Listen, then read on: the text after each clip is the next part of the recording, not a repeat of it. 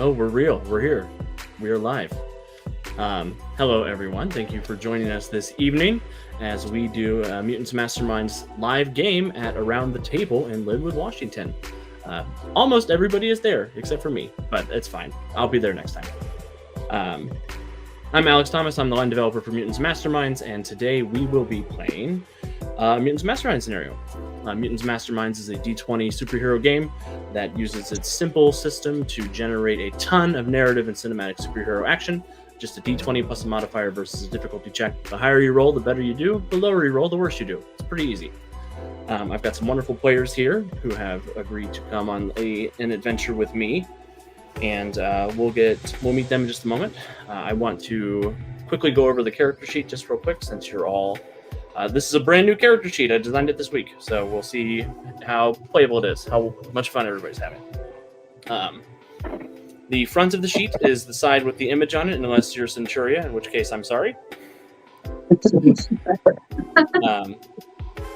The front of the sheet contains your abilities, which are the base building blocks of the characters. How many of you have played Mutants Masterminds before? Perfect. There's no need to worry about that. It's going to be a great, easy time. The abilities are the main building block of the character. Strength is how big of a tomato you can pick up. Stamina is how poisonous a tomato you can eat. Agility is how quickly you can pick up a tomato. Dexterity is how accurately you can throw a tomato. Fighting is how well you can smash a tomato into somebody's face. Intellect is knowing that a tomato is a fruit. Awareness is knowing not to put a tomato in a fruit salad. And presence is being able to sell a tomato-based fruit salad as salsa or ketchup. Very simple. They map to a lot of traditional role-playing game stats, and I won't ask you very often to make just flat abilities checks. Abilities are mostly used to build into other things. Directly next to the abilities column, you'll see your attacks. They're formatted as attack name, your to hit bonus, or if it's a burst area or perception range, anything like that, it'll tell you basically what you need to roll or tell me when you make that attack. After that is the DC, which is how much damage an attack does. There's no hit points in Mutants and Masterminds. It is a resistance check. So the more damage you take, the less likely you are to succeed on future checks, and that's how we determine how damage is done. And we'll get into that if we get into a fight. Who knows? Maybe you guys will talk your way out of everything. And then there's also extras on the end of that. If you have ranged attacks, your range for your ranged attacks will be in the extras column, and there are other things like multi-attack, penetrating, anything like that. If you're wondering how an extra works, we'll go over it in a moment, so we don't have to bog down on a bunch of information. On the far end of the sheet after that are your defenses. Dodge and parry function sort of like armor class in other games. If I'm rolling to hit you, that number is the DC number. So if you have a dodge of 10, I need a 20 to hit you. Dodge is for ranged attacks, parries for melee attacks. If I ask you to make a dodge check, you'll roll a d20 plus the smaller number, the number without the 10 added to it. Toughness is what you roll anytime that you resist a normal attack. So basically most attacks, you'll roll a toughness check versus a DC. That'll determine how much damage it does. Except for some, there are fortitude checks and will checks. Fortitude is for things like diseases, poisons, all that fun stuff. Will is to resist things like mind control, fear, illusions, all that stuff. Generally, it'll just be a d20 plus the smaller number. I'll rarely need DCs for toughness, will, or fortitude. Underneath your defenses box, you have your movements, which include your initiative. So if we get into combat, you roll a d20 plus initiative. And then everything under that are different types of movements and how far you can go in one move action in a round. So some of you can go like 30 feet, some of you can go like 60 miles. Although I don't think anybody picked Johnny Rocket. So yeah, if you have any questions about that. M&M's not very. We're not going to get too much into tactical combat just because all of you are superheroes and going 5 squares is way beneath you. The last thing on the front sheet here are your advantages, which are things that regular people generally accomplish. Neat things, but they're not as superpowered. Things like statuses, combat, maneuvers, all that fun stuff. There is a description about what each advantage does. None of you are size changers either, so anything that messes with your stats is already factored in. You won't have to worry about adding anything up.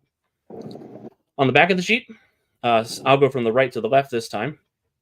On the right, you have your skills listed in alphabetical order. Generally, I will ask you to make a skill check if something comes up. I am a GM who firmly believes that I won't ask for a check unless failure and success are both interesting. So don't worry about having to make an athletics check to cross a river for no reason in the middle of the story. Any skill that has an asterisk next to it is a skill that cannot be used untrained. So you have to have ranks in it. The number next to the word is the amount of ranks in each skill, and then the bonus column is what you add to the d20 to roll. You usually won't have to worry about ranks unless you have the beginner's luck advantage on the front of your sheet, in which case you could spend a hero point to add 5 ranks to a skill that you have 4 or fewer in. So that's why I keep track of that back there. Along the bottom, you have expertises, combat training, and whatever languages your character speaks. Expertises are sort of just general knowledge skills. If I know something about science, if I know something about magic, religion, law enforcement, anything like that, they're meant to simulate general knowledge, but also to help encourage roleplay. So if you think of something like, I have expertise weapons, could I make a check to see if I can help somebody disable a weapon? Things like that. And then your combat training's in there as well, which you'll rarely have to deal with. I've already put the bonuses on the front in the attack section. Above that are your powers, which I formatted as the left-hand column is the name of the power. That's just the fun, pithy thing I've decided to call it. The second column is your effect and the rank of the effect. Effects are how we generate powers in Mutants and Masterminds. We focus on what you are trying to accomplish in world. So if is this a damage effect? Is this a protection effect, a leaping effect, flying, anything like that? That word will generally tell you what that power does outside of the name if the name is confusing. I've tried to make them not confusing. The third column are extras, which are things that make your power more expensive, but also make it more awesome. Things like multi-attack, increased range, reflect, all that fun stuff. And then the last column are flaws, which make your powers cheaper, but they add a penalty to your character to use them. Things like distracting, which makes you vulnerable for the following round after you use that attack, or it's limited, or it's uncontrolled, or it only affects certain objects. Like Dr. Metropolis, most of yours only affect urban materials. So you can't move object, natural stone, but you can do concrete. Things like that. Anything that a human built, you are able to manipulate. Then the left-hand column, the equipment and assets section, is a number of just like resources you have access to, contacts, people, headquarters, vehicles, anything like that. If you have a particular, you have just a particular little quirk about yourself, they're not to reflect anything mechanically, but to encourage role playing and to encourage circumstance bonuses and things like that. And above that are your complications, which are things like personality flaws, weaknesses, temperaments, anything that makes your life more difficult as a superhero. Whenever that happens, you earn what's called a hero point, which ordinarily I would give you all a poker chip, but that's a lot of shipping. We got some here if you know, if that's okay. So we have some here.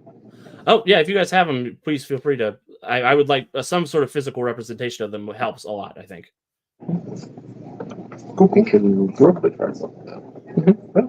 Yeah, if you have some, make sure everybody gets one. That's fine with me. That's okay. And Cindy, if you can grab like 2 different colors of them, that would be helpful too, because I think some of these characters have luck control. Or they have luck points. I don't think any of you have luck control, but some of you do have luck points, which will be listed on your front sheet in green underneath your character image. I think Lady Liberty does. I'm not sure who else. Yeah, Lady Liberty has it. Oh, yeah. And Robert Kemp asked if we could show the sheet. I will do my best. Actually, you know what? That's silly. I have the power of the internet. Oh, you do have the power. What am I doing? Oh, I mean, you guys could definitely show them too. I'm just gonna pull up a screen share real quick for the folks at home. But yeah, hero points. Once we get the poker chips, I'll go over a little bit more about what hero points are and what they do. He's gonna check to see what he has. Okay, cool. So yeah, hero points are my favorite currency that players have in all of gaming. I think they're the best personally, but I'm biased, so I get it if other people don't agree with me. Hero points are used for a bunch of fun things. You can use hero points to reroll a dice. If you're not happy with the result before I tell you if you succeed or fail, Generally, it's beforehand, but since this is a fun sort of one-shot con game, I might say something pithy like, "Are you sure you don't want to spend a hero point?" or something like that, just as a hint that you might want to reroll. And the cool thing about hero point rerolls is if you spend a hero point to reroll, it is impossible to get less than an 11. So if you get a 1 to 10, you get to add 10 to the result. So if you roll a 10 on the dice, it's actually a 20. Or if you roll a 3, it's actually a 13, so on and so forth. You can also use hero points to edit a scene. So you can add something to a location that I haven't explicitly said is not there. For instance, if we're in a greenhouse fighting the green man, you could be like, oh, look, the gardener has some herbicide out. I'm going to grab that and attack his plants monsters with it to get a small bonus. Or if you desperately need a chandelier to swing from to kick somebody in the head. All that fun stuff. You can use hero points to do what's called a power stunt. So you can use your powers to create an effect that's not listed on your sheet. For instance, Bowman, you might realize you have a trick arrow that can be really useful for this specific situation. And you spend a hero point and you have a new arrow that you can use one time. Or Lady Liberty, you realize that you can manipulate the light of liberty in a unique way to have an effect. All that fun stuff. It's open to a lot of creativity, a lot of expression on your guys' behalf. And then you can also use hero points to do what's called an instant counter. So if you see something going on with hero points, you see something going on that you think your powers can counteract. Like if a fireball is going off and you have ice control powers, you could spend a hero point and make a powers check against what's happening and make it not happen if you succeed. It's pretty handy. Hero points are earned through good role playing, through jokes I think are funny, through jokes I think aren't funny, vivid descriptions, adhering to genre tropes. Whenever your complications affect you, I tend to give them out at the beginning or the end of scenes. So please spend them. There's no prize for having the most at the end. Yeah. On the cheat sheets that you should have, there should be what you can do with hero points, and there's one other thing called extra effort. Which allows you to do some cool things at the cost of going fatigued. The penalty for going the first rank of fatigued is your movement speed gets cut in half, so a lot of people are happy to go fatigued. It's when you get into the lower levels of fatigue that it starts to get troublesome. Any questions before we dive in? I don't think so. I'm good. Good to go. Cool. All set. Well, I'm going to show the character sheet to the folks at home, and then we'll jump in. You might be able to do that. I will go a little back.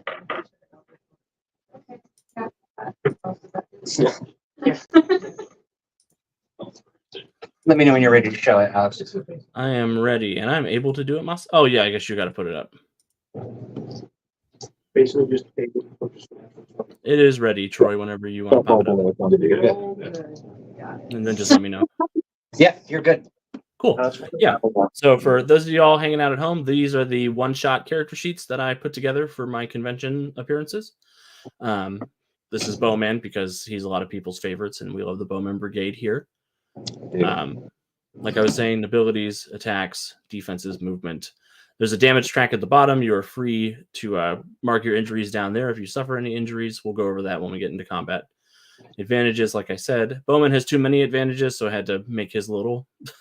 But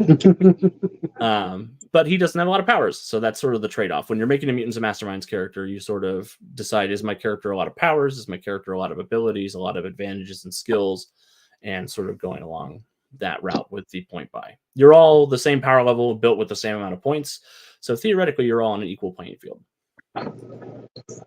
And then on the back, I have complications, equipment and assets, expertise, combat training, powers, effect rank, extras, flaws, and the skill rank.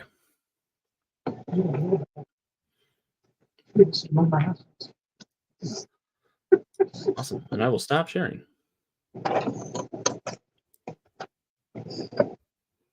Yes, Bowman with the proportionate power of being a bow. Let us send you in there. So I'm going to grab a drink and then we will. Goodbye, radioactive bow. Oh man, fighter of the Kirk. So, all of you are the Freedom League. You are the premier defenders of Freedom City, which is a booming metropolis on the east coast of the United States. It's roughly the same time as it is now, year-wise, but future superhero technology, all that fun stuff. It is a gorgeous summer's day here in Freedom City, one of the hottest on record, actually. And as we open our story, our Freedom League is split into two different teams right now. Lady Liberty, Bowman, Centuria, and Siren, you are on patrol in downtown Freedom City, just keeping an eye out, making sure the city is okay. Star Knight, Dr. Metropolis, and Thunderbolt, you have been summoned to Star Labs to meet with a Dr. Maureen Adler about an interesting discovery that she's made. So I want to go ahead and pass to Lady Liberty, Bowman, Centurion, and Siren. If you can tell me a little bit about what your character is up to, and give me a little bit of what the scene is like as you're flying or trapezing through beautiful downtown Freedom City. And I'll start with Bowman, since you're right next to me, David. Bowman is at the rooftops, jumping along, checking the alleyways, just leaping rooftop to rooftop, using his arrows to just rappel to the next one, and just keeping an eye out and keeping comms open. Excellent. Ever vigilant. Lady Liberty, what are you up to? Lady Liberty is just kind of flying, not super high, but just kind of top of building height, just kind of watching for any ne'er-do-wells, if you will. We love that for us. And Centuria? I feel like she would kind of be in the same spot as you guys, flying around together, like making sure nothing's going on. Wonderful. And Siren, how is your patrol going with everybody else? Is there like a coast, like for like a lake or? Mm-hmm. Yeah, it's on the Atlantic, the Atlantic seaboard. So that's where I'd be at, in that general area there, flying overhead, making sure that everything's fine with the waters and stuff. Excellent. Okay, everyone, I got the ground level. Who was with the eye in the sky watching out for you? Yeah. Bowman. Yeah, it's also really hot, and I'm wearing armor, so. That's why I went to the beach. Bowman's like, can I just hang out with Siren for a little bit? Just like splash me just every now and then. So yeah, you guys are keeping your patrol up. It's a nice day. There hasn't been a lot of activity in the last few weeks. The heat has been keeping a lot of people out of trouble, because nobody likes to go outside when it's this hot out. As you guys are sort of keeping your patrol on, we sort of pan over to Star Knight, Dr. Metropolis, and Thunderbolt as they arrive at Astro Labs. Astro Labs is a massive research facility in the center of downtown Freedom City, and the Dr. Adler you're looking to meet is actually already on the roof waiting for all of you as you make your descent. So, Star Knight, tell me a little bit about how you're making your way down. Nice. So Star Knight will just float down in all her shining glory, slightly annoyed that Daedalus isn't here to do all this talking with the nerds. But she'll do what she can to help out, and she just waits for her two companions to land as well. Awesome. Dr. Metropolis, how do you make your approach? Dr. Metropolis rises out of the whatever the roof is made of, the concrete. That gravel roof stuff. I don't know. Probably right behind the doctor, not making a sound and sort of startling her a little bit. Standing just a little bit too close. Yeah, she sort of stumbles forward a little bit. You see she has a drink carrier that has like 4 lemonades on it, and it sort of shuffles a little bit as she shakes forward, trying to not gasp when you show up behind her. And Thunderbolt, how do you make your arrival? I'm very silent, just thinking to myself, I hate that it's so hot, but also I'm glad I don't have a body. Because I can just imagine how much it sucks right now. And I'm just silently approaching, just talking to myself the whole time. Wonderful.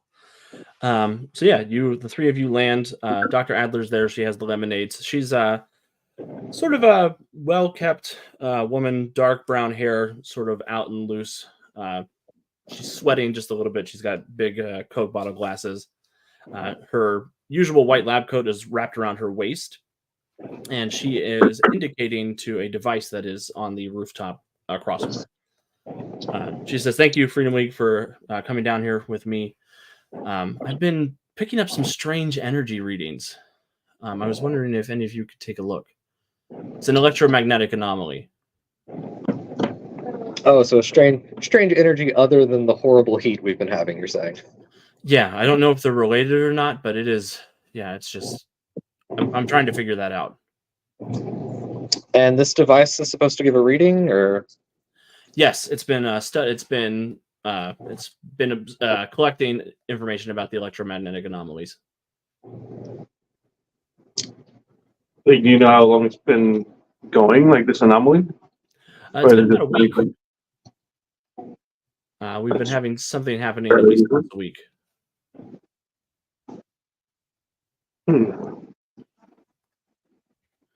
Well, it is a Tuesday. There's nothing better going on. Yeah, Thunderbolt. I was actually hoping that your sort of connection to electromagnetism would be of some use. If you could, would you mind taking a look at this machine with me? I will definitely go. It is interesting to me. I am curious. Thunderbolt, will you make a perception check for me? So that's going to be a D20 plus your perception skill in the skills rank on the back of the sheet. And I'll give you a +2 circumstance bonus because you are made of lightning. Perception. Starting high. That's a big 4. Oh, a big 4. Yep. Oh, you said plus. Yeah, +2. So a big 6. Yeah, much better. Yeah. More than a 4. Thunderbolt, as you approach this machine, whatever energy it is putting off, it's off-putting to you. It's too much. It's weird. It sort of gels with your inner electricity, and it doesn't feel right. You think it might be possible to scatter the signal a little bit to make it easier to perceive, but you'd have to put some more machines elsewhere in the city. Okay. And she sort of comes to a similar conclusion. Okay, so do you have more of these devices for us to place around? Yes, I do. I have a couple of them. If you'd be willing to take them to other parts of the city, we might be able to triangulate some of the strange energy readings. How many devices do you have? I have 3 more of them. Convenient. One for each of us, I assume. Yeah, and all of you are capable of carrying them. All of you have super strength or telekinesis or power sword, all that fun stuff. So as Dr. Adler is collecting these and loading you up with them and giving you locations to take them to, we'll cut back over to the heroes on patrol, where you've all sort of cut a path near the seaboard just so you could be close to the ocean. It's a little cooler on this side of the city. The sun is not quite so high on this side of this direction. There are a ton of people hanging out down at the beach. I want the 4 of you to give me a perception check.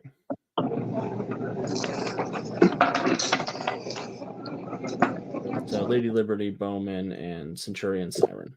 Lady Liberty got a 14. Okay.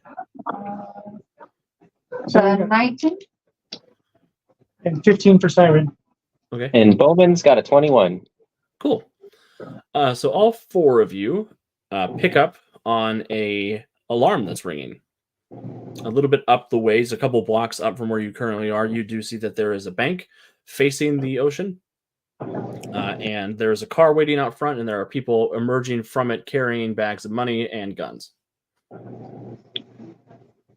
It's not my bank. I don't have to go. Right, I'll fly over that way. Bowman is intercepting. Do I have a chance to maybe take a electro arrow and hit the car to disable it before they get away? Yeah, totally. And we're not really in a combat because these guys are just mooks. So I'll let each of you tell me a little bit about how you go about stopping them. So, Bowman, you fire off an electro arrow, slams into the hood of the car, and you see the guy on the inside startle as it sort of electrifies and shuts down. We peek out from the roof and be like, going somewhere? Man, I knew I shouldn't have bought that Tesla. You're right, I didn't buy it. Just kidding, I stole it.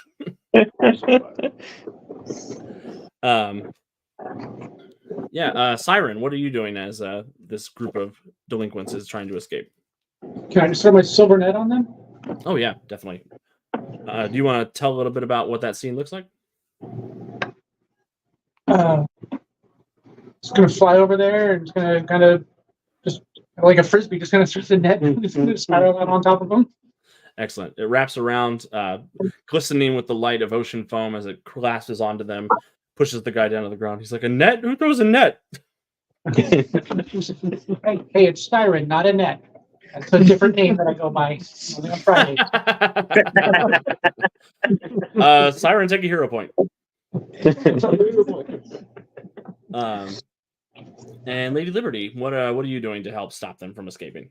Lady Liberty's gonna just kind of soar down in front of them and be like, "Hey guys, what's that?" And use blinding light just to blind them. Why is it red, white, and blue? It's like a bomb pop. And Centuria.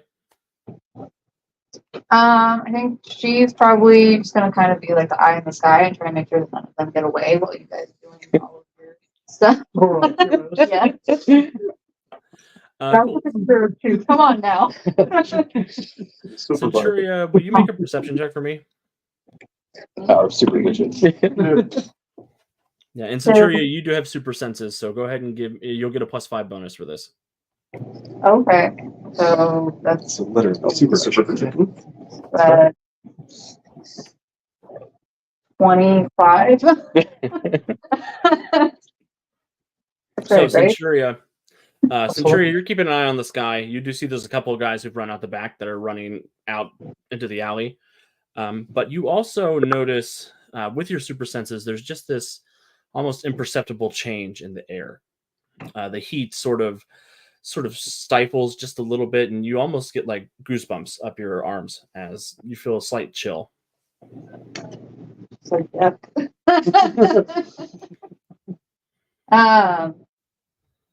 Can I go after the people who are running away? Definitely. You are free to swoop down there after them. Okay. And I said they have Brutus the supervisor, so can I send him also to try and intercept the people who are running away on the ground? Yeah, perfectly. You and he both have super senses that work in conjunction with one another. You give out almost this imperceptible high-pitched whistle, and at the end of the alley these guys are running from, the shadows swell and coalesce, and this black lab hellhound emerges from the shadows, grabs one of the guys by the ankles, and drags him to the ground. Yay! And then he looks up at you with his tail wagging. Good boy. Yes, you are the best boy. It's like magically appears the peanut butter. Here you go. The other guy's like, whatever, man, just don't feed me to your dog. I'll give you the money back. That's okay. He only eats lean meat.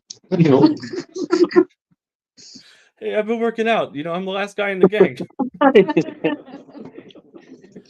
And as you sort of catch him, we'll come back. The other three, you've retrieved your electromagnetic devices. You're free to start dispersing them around the locations that Dr. Adler has advised. Those of you who are doing that, Thunderbolt, actually all three of you, Thunderbolt, Dr. Metropolis, and Star Knight, give me a perception check. Dr. Metropolis, I'm going to give you a +2 circumstance bonus because of your connection to the city. All right. In that case, Dr. Metropolis gets a 19. Okay. I'm taking this one from you. You doing okay there? I got a 3. And a 24. 24? Awesome. My arms don't work anymore. I can't hold Yeah, dice. Thunderbolt, there's just something about these things that it's like, ugh. you're like, whatever device this is, it just your electrons are like, nah, I'm not into this. Yeah, I'm not feeling this. It doesn't feel too great right now. That's what it is. Yeah. Something's off. But Star Knight and Dr. Metropolis, both of you, Star Knight, you get a ping from Mentor, the AI that is connected to all of the Star Knights. He says, I'm sensing an atmospheric disturbance. Yeah, we're investigating one of those right now, actually. Can you give me any more data on it? I sense that there is going to be a change very soon. It's vague. That's why I like you, Mentor. Sorry, I am just one AI, and there are very many of you. It's fair. It's fair. But Dr. Metropolis, you, with your connection to the city, you almost get a shiver through your whole body as there's sort of a rumble in the city of Freedom City, not the city of Freedom City. That doesn't make any sense. Robert, you were right. I'm sorry. I just jumped right into it without giving everybody a chance to introduce themselves. For stream and for the folks at home, can we just go around one time and have everybody tell us who you are, a little bit about yourself, and what character you're playing? And you can plug anything you want to plug if you're nasty. Oh. Well, no, I don't want to. Yeah. I feel like that's When you put it that the wrong thing to do now. Wait a minute, what live stream is this? Oh, good point. I am Claude. I will be playing Star Knight. You can find me talking about tabletop RPGs and comics on Threads. It is CurlyInsaneGuy _. That's fun. Hey, it's me. I'm Mike. I am playing Dr. Metropolis. As long as it's okay to plug things. I administer a group on Meetup and Facebook called the Seattle RPG Variety Society, where we try and encourage people to play RPGs besides just the one, and to a point, the other one that's basically the one under a different name. So things like this one, for example. So check us out if you're in the Seattle area, Seattle RPG Variety Society on Meetup and Facebook. Yes, and just because I like giving Troy work, because he usually does it to me, all the links for everything you guys are talking about will be in the description of the video. That's exactly right. Cindy. Yeah. I'm Cindy. David and I co-host Eldritch Horror every other Monday night here at Around the Table. I'm playing Siren. Awesome. Elias? I'm Elias, and I'm playing Lady Liberty, and I don't have anything to play. That's okay. Hey, did you notice how while Alex is choking to death on, did you notice how Lady Liberty sounds a little bit like the Tick? Yeah. That's right. And Victoria. I'm Victoria. I'm just friends with Cindy and David and Elias. I brought him. And I'm going to be playing Centuria. I'm Alejandro. I woke up this morning, brushed my teeth, took a shower, went for a walk. I came to the game store and they said, "Hey, you want to play a game?" I said, "Okay, sure." And I'll be playing Thunderbolt. He doesn't endorse any of those things, though. I was going to say Alejandro today, repping hygiene. Yes.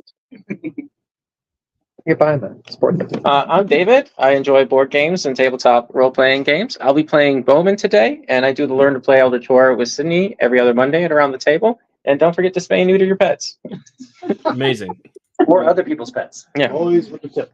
Honestly, always the neighbor's pets first, then work your way in. But then there's me in the background. I'm Troy, and I'm helping in the back as the producer. And Troy is available for bar mitzvahs and weddings. I am. But yeah. Hey, Alex, before you start, I just want to say real quick, a big shout out to Around the Table. game pub. We are hanging out here, having some beers, hanging out with some great people. It has been just a joy working with them. It's a real community hub. And so if you're in Lynnwood or you find yourself around Lynnwood, this is definitely a spot for you to stop on your destination. And I also want to say thank you to Mike and to Cindy. They're the reasons why we're here. Mike kind of asking that existential, where are people to play with? And I was like, here we are. And then Cindy said, here we are. And so we decided to do this special event. So many thanks to those two, and especially our friends that are around the table. It's a great spot. I'm going to go ahead and get a beer. Wonderful. I'm going to ruin everybody's day. Oh no! Everybody take a hero point. Oh no! As some of you have already picked up that something strange is happening. Mentors warned, Star Knight, Dr. Metropolis, you just feel a rumbling in your tummy. Centuria, your super senses, you felt that chill in the air.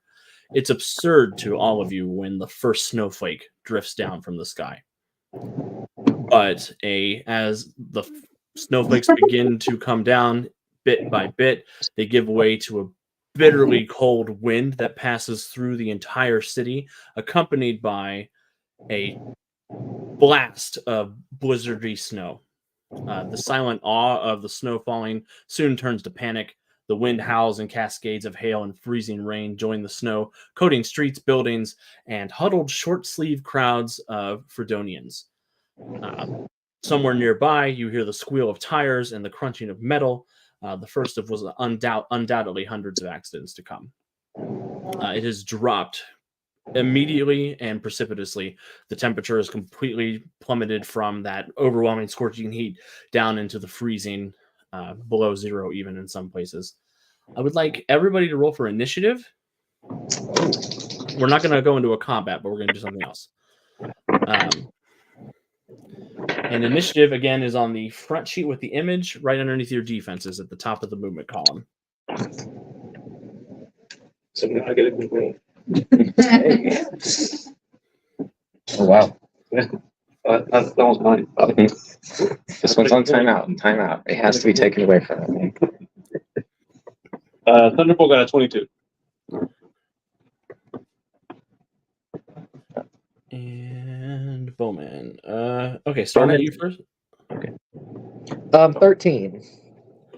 Dr. Metropolis? 11. Siren? 16. Lady Liberty? 11. Centuria? I also got a 13. At least you guys are all going at the same time. Thunderbolt, you said 22. Bowman, what you get? 19. Or, I'm sorry, 17. 17. Okay. So, just dividing things into order. Centurion Star Knight, who has the higher initiative modifier? I have a 2. I have a +4. Okay, so Centuria will go before Star Knight on the 13s. And Dr. Metropolis and Lady Liberty, who has the better initiative modifier. I have a 0. I have a 2 for initiative. So Lady Liberty will go on the 11 slot first. So the order is going to be Thunderbolt, Bowman, Siren, Centuria, Star Knight, Liberty, and Dr. Metropolis. So, Thunderbolt, we come to you. The rooftop that you just finished setting up this electromagnetic amplifier on, as you're finishing setting it up and the cold has come down quickly, you sort of scan around and you do see there are many disasters on this side of town that are taking place that you can respond to. There is a city bus that has lost control on the street and is careening towards the storefront of Pendleton Sports. And there is a crane that looks like it has begun to groan and lean under the weight of the newly accumulated ice. It is up to you what you would like to do. I'll head over to. I'll try to outrace the bus before it crashes. Excellent. Go ahead and give me either a strength check or a movement power. If you want to use your flight, you can use that instead of your strength. Okay. So that'll be a d20 plus your strength, or a d20 plus your flight ranks. Your flight ranks will be on the back in the effect column of the character sheet. I'll go with strength. Okay, so just a d20 plus strength, and let me know what you get. 23. 23.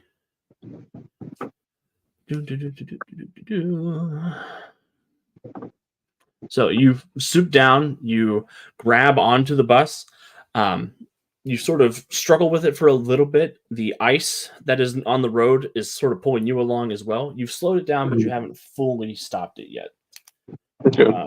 And we'll come back to see how you manage to resolve that situation. Bowman, as you are on the rooftop near the goons that you just stopped from robbing the bank, you look out over the city. You see there's a couple of things going on. There is a passenger ferry sort of going up and down the shoreline that is currently frozen. It looks like there is it looks like the boat is beginning to groan and moan. It looks like it may threaten to either sink, break in half, something fun like that. And there is a fire in a nearby building where you see it's an apartment building. You see there are people out front who have been sort of overwhelmed by this situation. You are free to proceed as you wish. I think I would get on the whatever communication we have and be like, there's a passenger ferry that looks like in danger. I'm going to assist at the fire near the block. And I take off towards the fire and ask anyone, is there anyone else inside? As you take off towards the fire, you do see there are people around.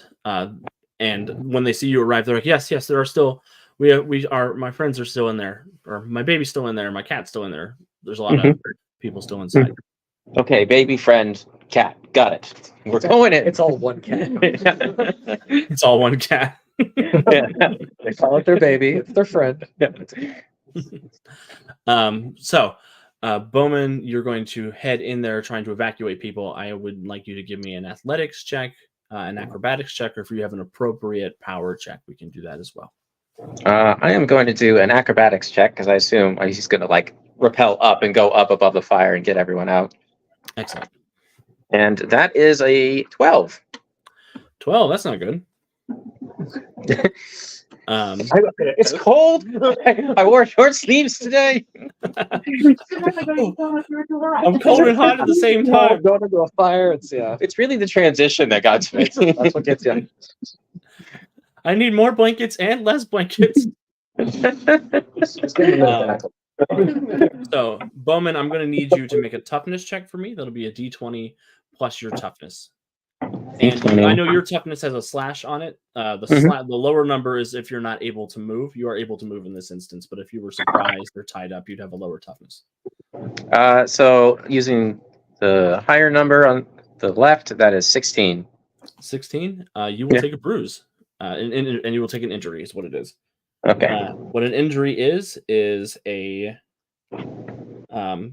for every injury you receive, you get a cumulative -1 penalty to future toughness checks. Okay. So you get up there, you swing in. It's a little slippery and it's a little hot. You sort of scorch yourself a little bit. You're able to get into the building, but thanks to your little mix-up, you're not able to get to anybody just yet. But you're in the building now. Siren. I'm going to head over to the boat. Seems to be what I'm good at. I like water. So I'm going to head over there. And so you said it's looks like it's ready to just kind of like fall apart. Yeah, it looks like the sudden change in temperature, the metal is warping. Some of the rivets are coming out. Looks like it's not necessarily the most well-kept ferry in Freedom City. Right. Okay. Well, in that case... And just create a wave and kind of move it closer to shore? Yeah, you sure can. So that'll be a powers check with your water control, basically. It'll be a d20 plus, I believe your water is ranked 10, so it'll be a d20 plus 10. I only got a 26. 26.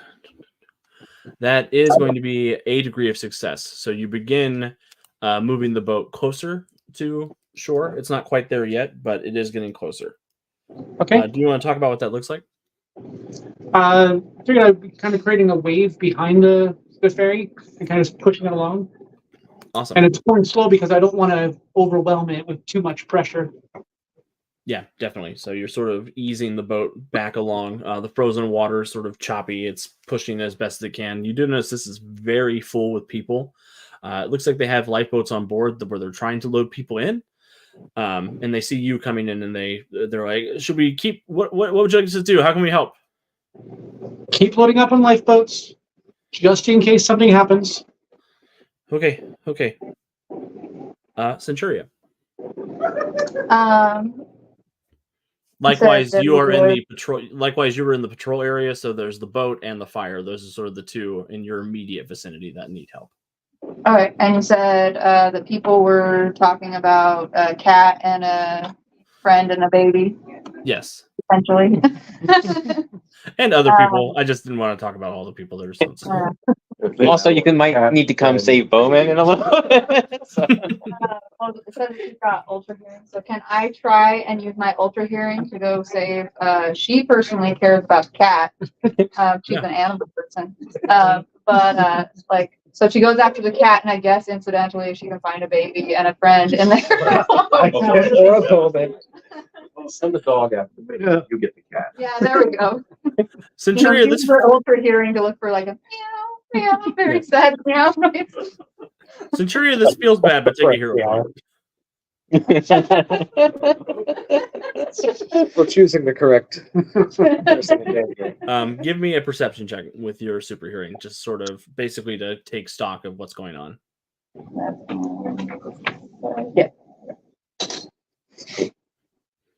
And I get the +6 to that. Yes, it should be the number that's in the smaller column. That's the bonus. Okay. The one next to it. I get a +8. Okay. 17. 17 will be a degree of success.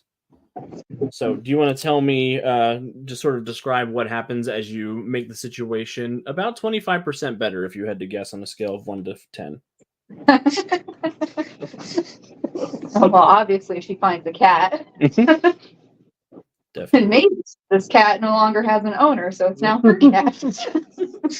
It's like the cutest, and it's like the cutest cat you've ever seen. Like one of those ones that's got like the slightly like eyes, like it gives you that little wink, and like the one spot on its eye. Oh. Does the cat have a name? Does it have a name on the collar? Or do you? It snuzzles up, and it's just like. Meow. Thank you for saying. In a raging inferno. Yeah, it's doing that cat thing where it's like, this is mildly inconvenient. Cool. I love you anyways. Good job, Centuria. Star Knight, over to you. You are in the area that Thunderbolt is in, roughly, where the bus and the crane are having issues. All right, then I will go for the crane. Excellent. Yeah, it looks like it's groaning. The metal's bending. It's starting to look like it's going to topple off of the top of the construction site where it is currently building a skyscraper onto the street below. Gotcha. Are there a bunch of people below? There are, as a matter of fact. Cool. So I'll deal with that first. My thinking here is to yell at them and go into bossing people around mode. Excellent. Start. What do you want to? Yeah. What do you want to roll for bossing people around? I was thinking intimidation, just to get out from under the crane. Quit gawking. Go inside. Right? Yeah. Wonderful. Stop trying to throw snowballs right now. Jeez. It's time to fight. That's a 15. 15 for the crane. That is not a success. People do disperse a little bit, but there's a few people who are they either can't hear you over the wind or they're too obstinate to listen to Star Knight. And you hear up above something nice to look at. You hear up above that the crane. You hear a snap on one of the metal girders that are holding it up. Oh no. Can I still act? So the intimidation check was an action, but if Okay. you'd like to do another action, you could go fatigue to do extra effort if you wanted to try to do something else. I'll hold off and see if it's still up when it comes back to me. Okay. So yeah, Star Knight, you bark out orders at people. They just don't seem to get it for some reason. We're in danger. Lady Liberty. Right. Lady Liberty, you are in the same area with the fire and the ferry situation. Okay, I want to try to find anybody in the building that I could like soar up and try to rescue from whatever story window or something like that. Awesome. At the building on fire. Yeah. Awesome. Go ahead and give me a. You're gonna fly up. You're looking for people to rescue. Go ahead and give me a perception check, but I'll give you a +2 circumstance bonus for the aerial vantage point. That's a 15. 15. That is one success on the challenge. On a scale of 1 to 10, you think you might be 5 of the way through.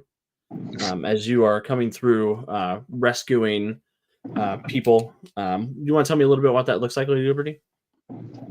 She's gonna soar up, and once she spots somebody, just kind of go break a window, kind of grab them, get them out to safety. Wonderful. And Dr. Metropolis, you are also with the bus and the crane situation. Okay, so there's something. But you can also about fallen people? teleport a lot, so you're able to go anywhere in the city if you don't want to deal with either of those two things. Well, there are people in immediate danger under the crane. Yes, it looks like the crane is it's falling. It's not going to hit them right away, but it's starting to come down.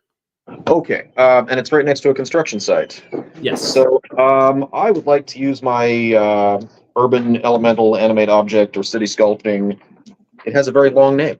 I would like to have maybe part of the building that they were constructing sort of reach out, extend, and try and stabilize that crane. See if I can keep that from falling over and crushing anybody. Perfect. Yeah, that's going to be just a powers check for your animate object. That'll be D20 plus 10. Okay, let's see. Transform 9. All right. That is an 18. 18. That is a degree of success. And as you sort of do that, the crane is not going to fall on anyone. The crane situation seems to be resolved. All right. Do you want to tell me what it looks like as you catch it with your building hand? This is going to be a weird-looking building if somebody doesn't do anything about it. But I'm assuming kind of exposed I-beams or something on the construction site. Yeah, itself. Definitely. They sort of extend and twist and wrap around the crane, the portion that was falling, and sort of catch it. Honestly, I'm picturing this like poison ivy from Batman, only with building materials instead of vines or something. Yeah. So maybe they kind of just wrap around it and not trying to make it look pretty, just trying to keep it from falling right now. We can deal with something else later. Awesome. Yeah, the I-beams sort of snake up. They grab a hold of the crane, and you are confident that you have enough structural integrity there that situation is resolved. Very nice. And we come back around to the mighty Thunderbolt, who is trying to stop a bus. Yeah. Thunderbolt, you may attempt the same strength check if you'd like, or if you have another idea, you are welcome to that.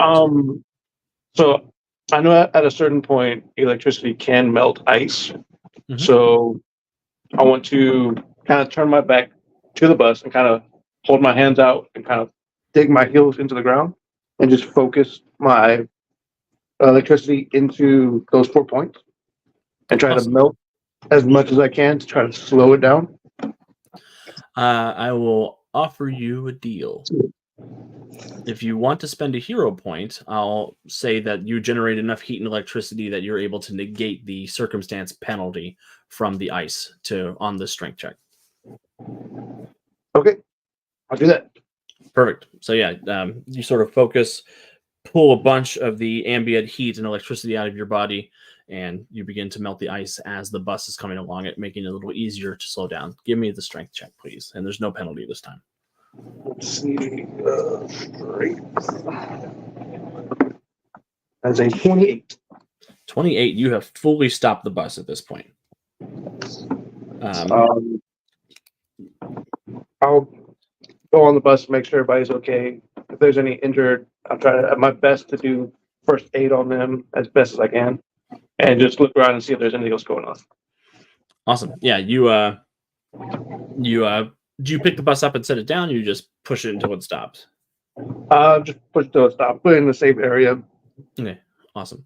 As you come on, the driver is very frightened, cap twisted sideways, wide eyes. She looks at you, looks at the coin slot to put money in, and she hits it real quick so you can come on and look at people. And everybody seems excited to see you, relieved that they're not going to crash into a clothing store or a sports store. And there just appears to be some superficial injuries amongst people. Nobody looks super hurt. Okay, that's good. That's good. I just tell them everything will be okay. I'll be back. Awesome. Bowman, over to you. You are in the burning building. I'm in the burning building. I'm going to find people that are trapped and can't get out to the fire and start directing them towards the windows. So Centuria and Liberty can start taking people out. Awesome. Mm-hmm. Do you want to make that a persuasion check, an acrobatics check? Sort of, how are you imagining this? What skill are you employing? Can I use perception? I like to think that because he's kind of a gadget guy, he has like a heartbeat sensor, an X-ray thing, so he can see through walls, so he can find people past heat signatures. Yeah, that's cool with me. Go ahead and give me a perception check. Mm-hmm. Oh, there we go. They So don't that really need is persuading to leave the burning building. that's going to be a 39. 39. 19 plus 11? No, that's not right. That's 30. Yeah. That's still good. I can do math. Yeah. With a 30, Bowman, you think that on a scale of 1 to 10, you have hit 15 on solving the building problem. All right. You sort of look around. You find every single person or living being that's still stuck in the building. You're able to guide them to the windows where your allies are able to rescue them. That is a total of 6 degrees of success for the burning building scenario. Okay. So with that, so far you have rescued everybody in the building, and you have done something to prevent the fire from spreading to adjacent buildings. There's still time to do other stuff with the building as well, but everybody who's in danger is out of danger. It's just the fire now that needs to be dealt with. Sweet. And I have an idea for my next turn now. Excellent. Siren, you have a ferry. I'm going to continue to try to move it along closer and closer to shore. Awesome. Go ahead and give me another water control power. Not as well. 16. 16 is still a degree of success, though. So you are continuing to push it near shore. You think it's about 2/3 of the way there. Okay. If you want to, you could do extra effort to try to do another one to see if you can get it all the way there this turn. That's actually not a bad idea. Yeah, I'll push it a little bit harder. Awesome. And if you want to, you can spend a hero point to negate the fatigue from extra effort, or you can accept the fatigue and deal with it when it comes up. I'll take the fatigue this time. Okay, perfect. And then give me one more water control power. 19. That is another degree of success, and you are able to get the ferry on close to shore safely. Are you putting it on the beach? Are you just putting it in the shallows? Where are you moving it to? I want to put it on the beach. Okay. Do you want to tell me a little bit what it looks like as you rescue the ferry? Pretty much just kind of pick it up and put it on the beach. Kind of like what happened to the ferry here in Washington a few weeks ago. I was going to park it over there, and I'll let Dr. Metropolis move it back out to water later. Take another harbor, Doc. It's fine. So yeah, you were easily able to get it over and out of the way. The people, comes to an unsteady stop. The people in the lifeboats begin getting out of the lifeboats, and they start heading for the ladders on the side of the boat to try to get down. Centuria. The building is still on fire. It's clear of people, but it is still burning. Use her infravision to try and figure out where the hottest area is and try and douse it with like sand or water. I'm sure there's water somewhere nearby. Yeah, there's a That lot of would snow. help with like fire trucks there. They're just like, no, They're everything's just burning. waiting. It's fine. The heroes are here. We don't need to. There's heroes. Okay. We're fine. But kind of like aim them in the area that would be the most effective at getting the biggest part of the fire down. Yeah. Yeah, go ahead and make that. It'll be a perception check for that. And because you have improvision, I'll give you a +2 circumstance bonus. +2 bonus. Sorry. Oh, +2 bonus? Okay, so Yeah, just because you can see heat, and that's what you're looking for. 26. 26. That will get you the rest of the way over the putting the fire out of the challenge. So, Centuria, do you want to tell me a little bit about how you coordinate the effort to put out the fire by pointing this out? Go ahead, just tell me a little bit about how you get the fire out completely. I would assume she kind of like looks around and sees like, oh yeah, over there on the second floor in the right-hand side is like the biggest part of the fire. And it's just like, hey, you firemen, guess what? And you're looking over here, but like maybe you should point them over here. And then you start pointing them over there, and all of a sudden goes. So you're like the fire marshal, like maybe over there. Maybe over You're like, here. oh, thank you so much for your help. Pick up the truck and point at yourself. She just like grabs the hose. She's like, no, man, like this. Crack the fire truck open, shake the water out. Perfect. Uh-huh. So that will actually take us. That will take us out of initiative because the immediate crises have been resolved. We'll come back into you're all in real time, so you're able to interact with one another at your leisure. You have comms. You can talk to everybody here if you want to. Is it just me or is the weather crazy? I was having an off morning. A little bit of a cold snap, yeah. I'm gonna fly up and ask Mentor if this is like a worldwide thing or a citywide thing. Give me a perception check. I'll give you a +2 bonus for Mentor. Thanks. Gross. That's a 14. 14. Yeah, Mentor, he sort of pings in. His voice is a little staticky. He's a little hard to reach. But he will say the issue appears to be localized to the Freedom City metropolitan area. That's good, at least. I will relay that to the team. Of course it is. That's our city. Am I able to detect whether it's kind of worse in certain areas, not as bad in others, if there's sort of a central point where it's emanating from, since I'm one with the city? Is that any kind of information that I might be able to get? Are you trying to say street Yes, lights? it No, I'm trying to is. say I'm one with the city. Is there straight lines? Lights. Yeah, I have that too, but it's in Oh. quotation marks. Yeah. One with the city is not, so I assume that's Okay. objective facts. I put the quotation marks around it because you're literally streetwise because you're made of street. wisdom of the shore. Yeah. I literally know the streets. Personally, we're on a first name basis. Give me a Dr. Metropolis, go ahead and give me an expertise streetwise check. Expertise street. All right. Oh no, that's only a 13. Yeah, you're sort of like you're focusing and you're having trouble narrowing down exactly where it is just because it feels like it's everywhere all at once. You all do have a headquarters in town, Freedom Hall, that has some more sophisticated devices if you wanted to meet up there to sort of stage the investigation as to what's going on. That makes sense. Yeah, That sounds good. let's all meet up. What's going on here? Get a bigger picture. Yeah. Back to the hall. I'll see you guys there. Do you want someone to pick you up? I'm Go gonna in there. I'm gonna just patrol around the city and just see if I can visually see where things might have changed while they're doing all the computer work. Yeah, we'll keep you in the loop. Perfect. Awesome. Yeah, and I'll say as you're sort of Siren, as you go off to keep an eye on things, I'll say that it is you guys could split up if you wanted to, if you wanted people to take sort of the computer approach versus the hitting the street approach, like Siren and Dr. Metropolis. If you wanted to work together, you could do that. That makes sense. Yeah. Oh, you gotta move that boat. Not right now. Dr. Metropolis, did you say the city was giving you the cold shoulder? It's too bad. Whoever said that, you get a hero point because I wow. Appreciate it. You're welcome. And yeah, I'll head actually, back to the hall. yeah, and everybody take one for making to the scene.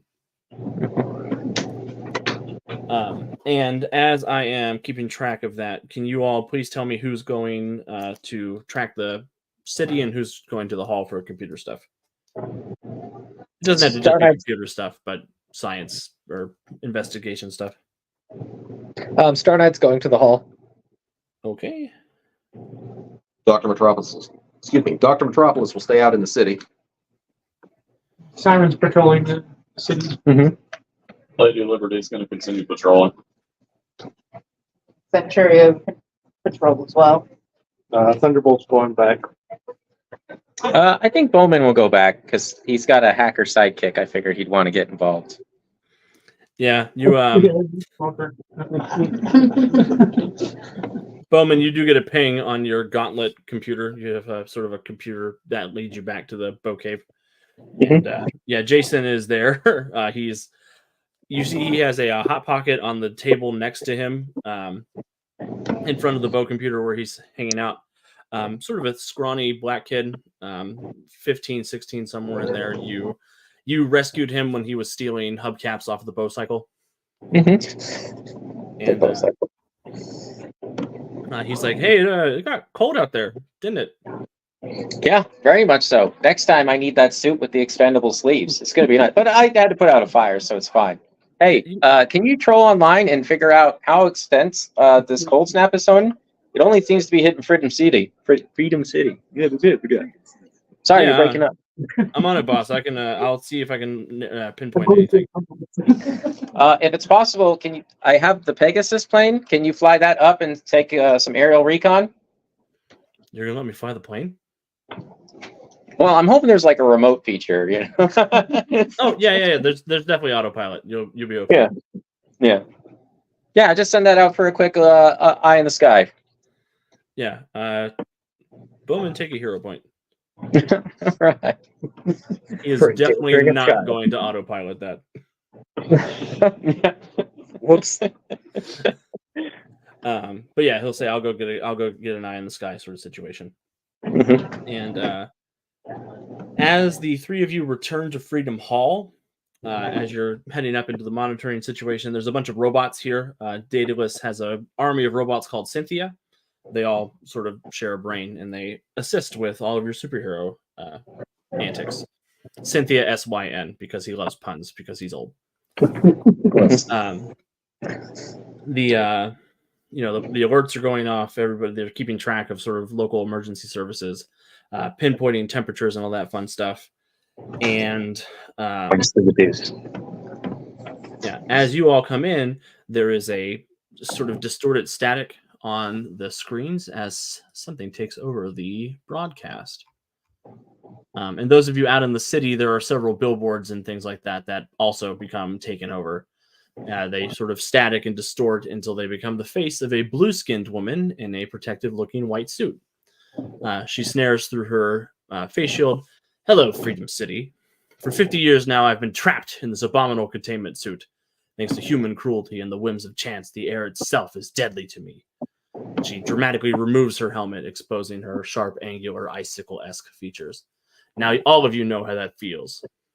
I am Madam Zero, this city's greatest scientific mind, and my Gallet engine has transformed Freedom City into a world where I can finally thrive at your expense rather than the other way around. But I'm not so cold-hearted as you. This blizzard is the barest taste of my engine's power, a warning allowing you all time to flee to safety. Were I a crueler woman, I would have simply frozen you all forever. But don't impose on my generosity. The temperature will continue to drop until no one can survive except me.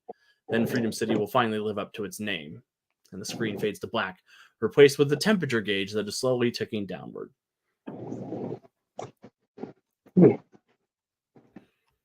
Well, at least we don't have to investigate who it is. I like when they tell us who they are. It helps narrow things down. It was a face too.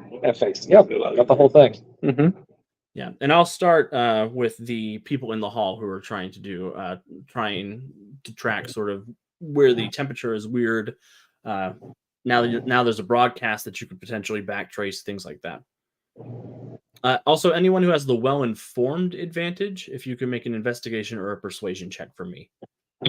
Oh. And that'll be on the front of your sheet. Uninformed. Your giant list of advantages. Yeah, I don't think I have that one. So, but it's okay. There's still 2 spots left on my advantages. Jeez. I ran out of points. Daedalus might be the only one with well-informed. I thought Star Knight might have it, but No. I do have ear to the ground, but I'm afraid that's another pun. that is a bonus that you can get. Anyone who has Freedom City or current events or supervillain expertise, you can make a check for me. I have current events. Is that okay? Yeah. Would law enforcement expertise apply? Yes, it would. Since I like water, why don't I have current? That seems like an oversight. Yeah, that's it. I'm writing that down to add to the sheet. So mine is an 8. 23. 23. Just not rolling well for skills. 24. 24. Those of you who received a 12 or higher know that Madame Zero, her real name is Victoria Leonard. She was a medical researcher in the 50s who was doused in her own cryogenic chemicals. She survived, but her body could no longer endure temperatures above freezing. She became a villain and fought the first Raven for years, with many of her schemes involving searching for a cure for her condition. She's a scientific genius and possesses extensive cold control powers. Those of you who got a 17 or higher, 18 or higher, know that Leonard wasn't accidentally doused. She attempted to kill herself when her philandering husband walked out on her and threatened to use his law firm to destroy her in the divorce. After she gained her powers, he was found entombed in a block of ice. Her transformation seems to have left her merciless and petty. And those of you who got a 22 or higher know that Madame Zero's career includes dozens of incidents of revenge and betrayal for perceived slights, as if her psyche were frozen in the moment of her original betrayal. Consequently, she rarely maintains long-term allies. That's what you know about Madame Zero. So basically, she's a very vindictive person. Has a grudge. Hasn't been able to get over the grudge. Likes freezing things. Solid. Yep. Can your sidekick give her Netflix so she can Netflix and chill? I'll ask. No, we can't do it anymore. Netflix started geo-tracking our Wi-Fi. Yeah. Sorry. I'm not that rich. I can't afford so many Netflix subscriptions. There's just the one for the Freedom Mall, okay? Right. Yeah. So, since that's off the table, Yeah. do you think he'd be able to track the signal that the broadcast came from? Yeah, I was also thinking of using my press connections to see if they knew where it came from. So, yeah. Perfect. So yeah, I asked both. Hey, can you see if you can figure out where that signal was coming from in the broadcast? I'll call the station and see what they can need. Also, what do we want to tell the people? Like to stay in their homes, or should they evacuate? Probably stay in their homes where they have heat. Bolt's like, are you asking me that?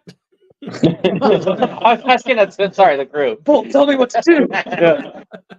Is this a test? Yes, Bolts, we'll get you, the combat training will happen one day when you're 18, okay? PR training starts now. Yeah. Well, I just feel awkward about doing it with a child. It feels kind of immoral, Yeah, that's fair. I didn't want to say anything. Yeah, I also feel bad about you having a child. Hey, hacking is fine, okay? All the kids are doing it nowadays. Bowman was a child soldier for the second Bowman, and the second Bowman was a child soldier for the first Bowman. It's just natural that Bowman 4 will continue the trend. Yes, eventually, that'll be under complications. Child soldier.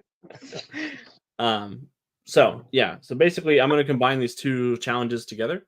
Those of you who are tracking the broadcast, tracking, where the signal came from, any of the scientific stuff. Let's go ahead and Bowman, we'll start with you. Will you please roll an investigation check for me, and I'll give you a +5 bonus for having Bolt and your media connections. Okay. And each one of these checks is going to reflect about 30 minutes of consulting with experts, hacking, 30 minutes of work pounding the pavement, reaching out to contacts, reviewing data, that kind of stuff. 6 + 4 + 5, 15. 15. Mhm. As you reach out with 1 degree of success, you learn that the signal was bounced through multiple antennae to conceal its origin. There is a report that they'll be able, they're going to keep digging into it to see if they can try to backtrace where that came in. But for this particular check, that's what you're able to learn. Okay. Yeah. It looks like she bounced the antenna to hide her origin. Yep. And this is the first 30 minutes. This is what all of you are doing in the first 30 minutes. So Bowman's checking on that. Thunderbolt, what are you doing in this first 30 minutes?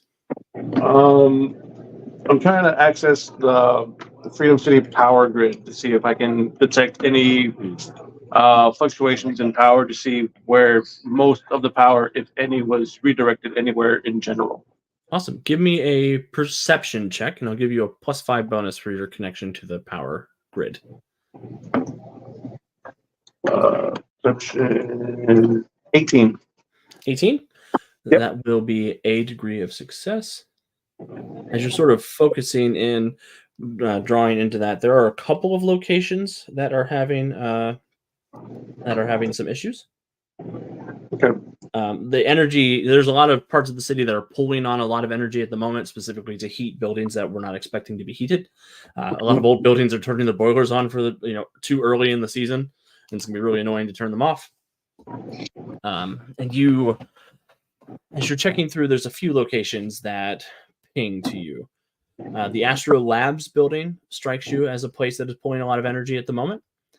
There is a lot of energy being pulled in looks like a long-term motel on the outskirts of town. And there's one other place that is pulling a lot of energy. That is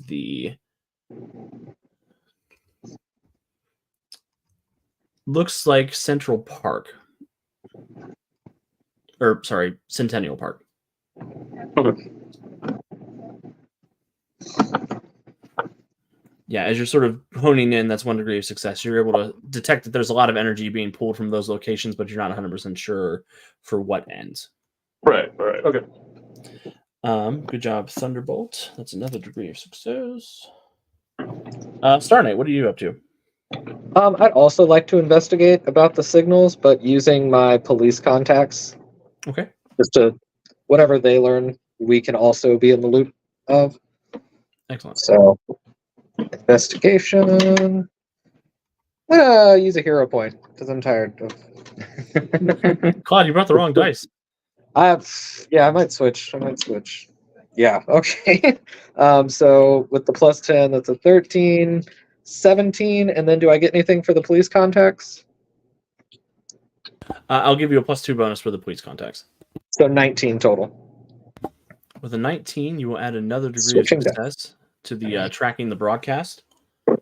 Perfect. And doing so, you're able to sort of collect more information, particularly with access to police records. It looks like there is one of the locations that the signal was bounced from was Aegis headquarters. Okay. It seems like that is a physical location of the phone that uploaded the video online before it was broadcasted. Okay. And Aegis, Well, for those of you who are new to Freedom City, Aegis is SHIELD. It's the American Elite Government Intervention Services.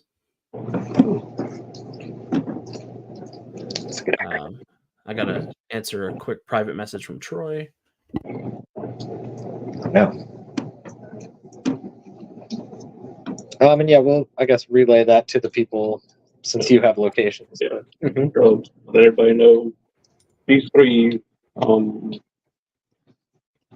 buildings. Sorry, not building. This is locations. Report locations. Excellent. And those of you out investigating the city, Dr. Metropolis, what are you looking to do for these 30 minutes as you're... I was also thinking regarding public utilities, but I'd like to look at things like natural gas lines, see if I can figure out what areas still have heat, what don't, if there are things like frozen pipes that are going to be an issue. Theoretically, what I'm trying to do is to possibly consolidate those into specific areas, maybe create evacuation centers in, I don't know, sports stadiums, schools, any place that can hold a lot of people in case we need to move people into a specific area and maintain heat there and running water there rather than having everyone spread out throughout the city. Perfect. What skill do you want to roll for that? Well, how about... Well, I've got remote sensing. That makes sense, right? I'm just trying to get a feel for what's going on right now. Yeah, that's sort of like astral projecting, but you can see through the city. So like, sure, anything Yeah, that that's is kinda what I was thinking. anything that's an urban material, you can see through basically. Okay. Yeah, if I can just kind of get a feel for how the utilities are going, as far as specifically, I'm looking at heat and running water. Okay. Go ahead and give me a remote sensing check. It'll just be a D20 plus your ranks in remote sensing. Okay. All right. Oh, that is a 23. 23 will be 2 degrees of success on the tracking challenge. Dr. Metropolis, you learn a few things as you are sort of gazing out, looking around everything. You notice as you're checking like natural gas and things, you get a lot of people who have like put a drip on their tap now so the water doesn't freeze in the pipes. There are a lot of people turning the heat up. There is one gas main or gas pump facility that seems like it is working overtime. Like somebody is there intentionally ensuring that the gas is on and flowing more than it's supposed to be. You also notice that there are groups of armed mercenaries moving through some parts of the city in Arctic gear. They are accompanied by a couple of large vehicles that sort of look like a mix between a snowplow and a tank. Oh. And they seem to be on the warpath looking for something or someone. Are they in a specific part of town, or are they kind of spread all over? They're spread around a specific neighborhood. Is there anything of note in that neighborhood? It's a residential area. Well, that gas facility that you're noticing is also in that neighborhood. That is in there. All right. That's a good start. All right. Yeah, that's what you're able to roll with those degrees. All right. All right. Gas facility and armed men in snowplow tanks. Yeah. Siren, over to you. What are you looking to do as you're searching? Can I get the mayor and the Office of Emergency Management on the line and explain to them what's going on so that they can help calm people down, of course, and let them know, be prepared possibly for rolling brownouts or blackouts, and to not run the heat so high. Yeah, they need to know other things to tell them. You can definitely do that. What skill do you want to roll for that? Can I use my persuasion? It says here I have skill mastery, persuasion, and fascinate persuasion. I don't know if I can fascinate over the radio, but you wouldn't need to fascinate, but you could use your skill mastery and persuasion if you wanted to. If you didn't want to roll, you could just take 10 plus your persuasion ranks or your persuasion skill. I get an 18 if I do that. Yeah, that would be a success. If you wanted to roll, you could try to get for more than one success, but that would be a success if you wanted to. If you were happy with that. I'll take the one success. With my rolls, I can't trust the dice. Perfect. So yeah, Siren, you're able to get a hold of the mayor's office, emergency services. You tell them. Go ahead and tell me a little bit about how this conversation goes down. Well, I'm going to let them know about Madame Zero. You said her name was. Yes. Yep. Yeah. I'm going to let them know about Madame Zero. Siren, you definitely know the mayor. Her name's Callie Summers. She used to be Batman. Now she's the mayor.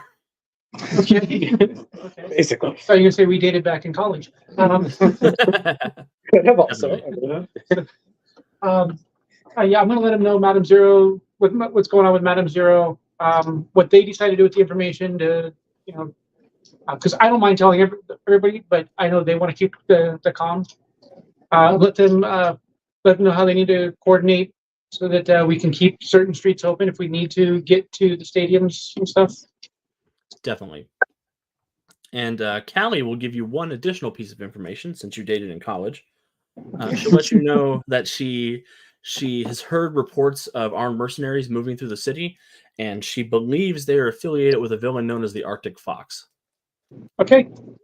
And then you tell us about Relay that to everyone. So and then I'm gonna be heading over to the gas thing. Residential. Yeah. I figure I can move and talk at the same time. Yeah, you can definitely do that. My intelligence is over 3, right? Yeah. Yes. Lady Liberty, what are you looking to do as you're looking around for trouble? So I kind of want to be looking for anybody who's kind of just out in the street, trying to calm people down, but also working my way over to the residential area. Awesome. What skill would you like to roll for that? I roll persuasion for them. Yes. Yep. It's a 17 plus 3 for a 20. Oh, good deal. With a 20, that will be another degree of success. Tell me a little bit about how you succeed at this. What happens as you're moving through the city doing that? So she's gonna fly down to the ground and just kind of be like, sort of, everything's okay. Please return to your homes. We've got things under control. While she's also just working towards the residential area. Perfect. Yeah, and people seem inspired by your presence. Lady Liberty is a symbol of hope throughout the city. So there's a lot of people who look like they're packing their cars, trying to get ready to leave town. But as you come by, they sort of, somebody will flag you down, Lady Liberty. There's a couple of guys who are loading up their daughter into the back of a car, and the one says, "We just got a report from one of our friends that there's a situation happening over on Primus Bridge. There's a guy over there that's attacking people trying to escape the city." Okay. With that information, I'll head towards the bridge. Excellent. And Centuria, what are you looking to do as you're assisting with all this? Since she's heard that everybody's kind of going over towards that gas facility, she's gonna head over there and then use her vision to kind of help figure out the areas that are super cold, the areas that are super hot, where people are like using too much gas. Like, why is this so cold? That's weird. Like they can have their heat turned all the way up, but it's still like 32 degrees. What's going on here? It's so cold. Centuria, go ahead and give me a perception check with your infravision. I'll give you a +2 bonus for that. Okay.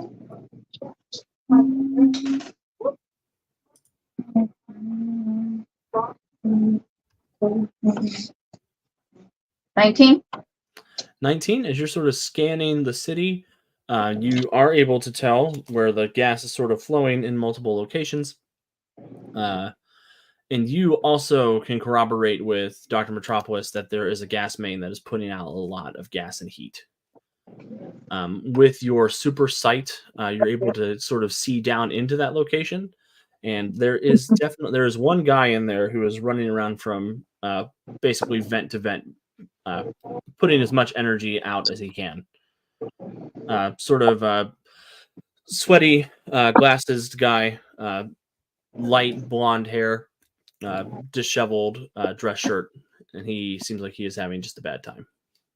Can she go and try and make contact with him and be like, "Hey, dude, what seems to be the issue?"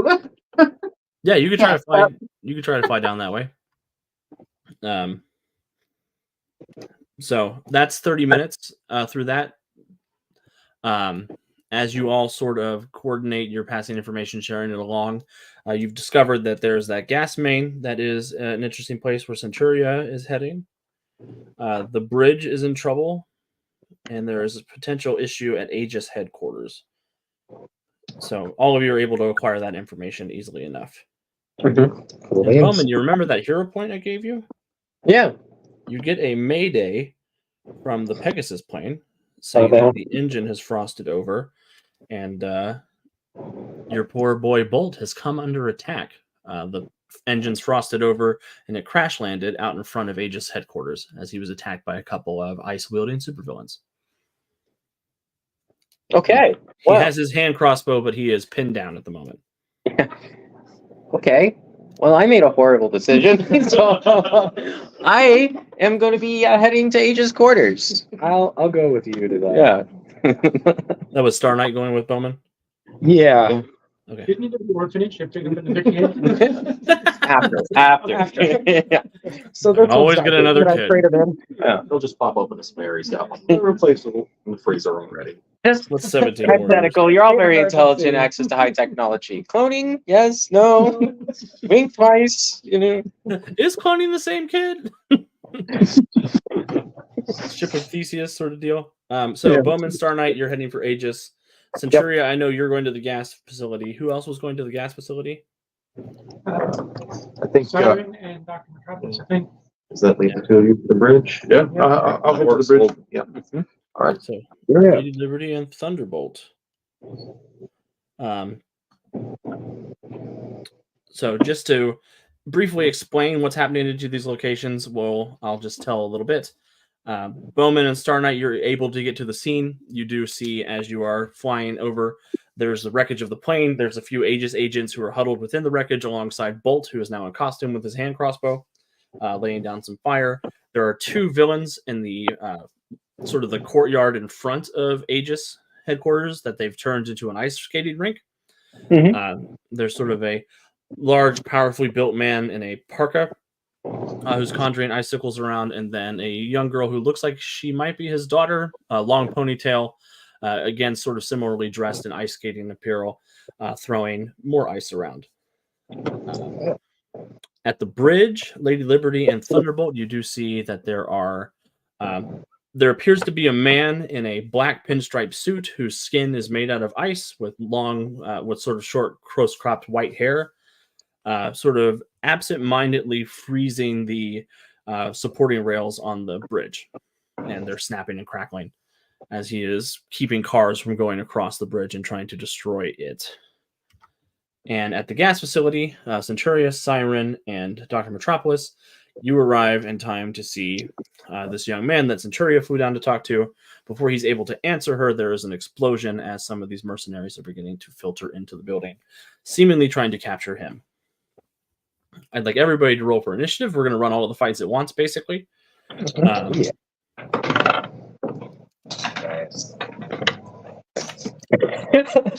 Well, that's a tale of two cities. So Star Knight, Dr. Metropolis, Siren. Unfortunately. There are numbers between those numbers. Yeah. We just keep this up. Fine. We just keep rolling that. I'm just a dude with a bow and arrow. How bad can it be? Yeah, and a child I taught to play a jet plane, so don't worry. I mean, you didn't teach him that. You taught him well, the but- child soldier now. I am 100%. It's not that you didn't teach him well. It's just there's flying in a blizzard's different than flying in. I would like to take over his training and make him the Star Squire to the Star Knight. The Star Squire. We'll see how this combat goes for you before we get him over. Yeah. Otherwise, I'll have my lawyer bring up the adoption paperwork. Glacier and the Mercenary 1, What cosmic powers? Mercenary 2, Mercenary 3, Mercenary 4. Wait, you could share cosmic powers? Give it to them. How dare! Why doesn't Iron Man build a suit for everyone? Why doesn't Iron Man build a suit for everyone? Daedalus, we're gonna have words. Star Knight, what did you get for your initiative? 3 with a nat 1. Awesome. Dr. Metropolis? 8, which I felt bad about until. Yeah, I know, so I'm here to help. So Siren? I'm between them at 6. Oh, good job, everybody. Lady Liberty. Oh no! Oh no! Everybody plays a role. Everybody plays. We're gonna watch the city burn. Lady Liberty got a 19. 19. So it's Centurion? I got a 17. It's good to see one side of the table is on top of things. 21. Thunderbolt. Thunderbolt. 21. 21. And Bowman. Don't let us down. 28. Wow. Good job. Wasn't Right that side of the funny? table. Yeah, right. Well, right side for me. I'm not. Switching for real. Oh, Cosmic Power Guy needs to power up first, so I'll Yeah, go. hold on 1 second. I gotta charge up. It's okay. I got bow and arrows. Yeah, when everything's a bow, it's not really hard to figure out what you're going to do next, right? Mhm. I'm going to shoot it with I something. shoot an arrow. I have time. I'm taking a party break. gonna make I'm rolling Wild for Blast. initiative. If you guys do need to get up and go to the bathroom, you're welcome to do that while I take care of initiative on my side Mhm. here. That's a good idea. And I can make sure I'm not. There's a lot of bad guys or whatever. That's fair. We'll get him. Eventually. Yeah, I have not full me. faith. They'll get them. Yeah, I don't know who we is, but I'm here for it.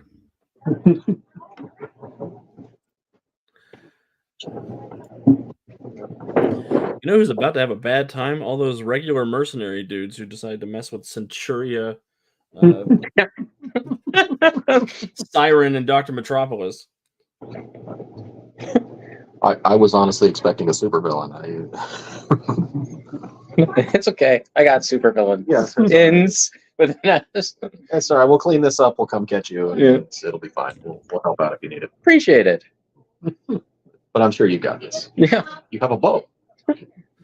Yeah, how that could be. And a plane and a cycle and, Yeah. It's, and a So- 15-year-old ward. right. Is it the bow? Is that what it's called?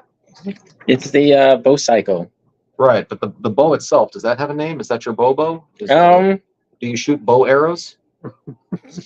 A name for my arrow. Right. That's a good Right, question. it's the bow cycle and the bow plane and the bow cave and the bow computer. I'm gonna call my bow Clint. So, you know. Oh, okay, all right. It's just, we're gonna just Bowman, buck have the a hero trend point. and not call it the bow, whatever. All right. Yep. That's fine. Honestly, I named it the bow cave, and people make fun of me because obviously quiver was the better quiver, choice. Exactly. But you Right. know, Yeah, it's the but there was a trend with other superheroes to put it at the cave, and I honestly I panicked, and now I feel like I'm stuck with it. So well, now all the marketing's been done. Yeah. You have to change the sign. And, I mean, the action figures right, alone. exactly. Yeah. Right. It's, I mean, not to throw it at you to be mean, but the Raven named his Nevermore. Could have gone with Nest, but Raven Cave. do ravens have nests? Do they I don't know. roosts? What do they have? They apparently have an interdimensional headquarters called Nevermore. I have a cave. I Because don't know nothing as about everyone no knows, ravens. bows live in caves. Yeah, you know, Yeah, those I keep my that's bow where in a we cave. hang them. You know, Yeah. they're scared of light. Bows are nocturnal hunters. Yeah.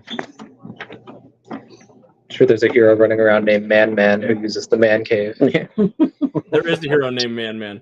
Man, to the Man Cave. I had so much fun with Man. I was like, come on. Sidekick named Man Boy. Man Boy. His sidekick's name is Boy. Boy. Boy.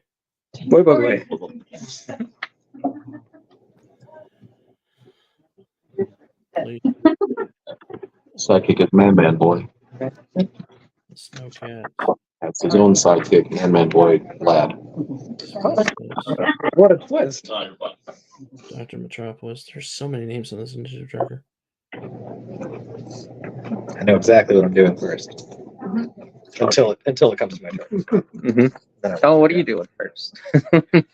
Well, I'm You're doing waiting it for a first. long time. Yeah. All right. Like When you say So- first, get to the point where I'm like ready, they I'm ready. ask you for questions, like, do you have any questions? Like, I had 6 of them. I did. Now I don't. You kept talking. My bad. Always hit him with the. Any questions? What are my chances? How am I doing? No, dudes, don't bring that up.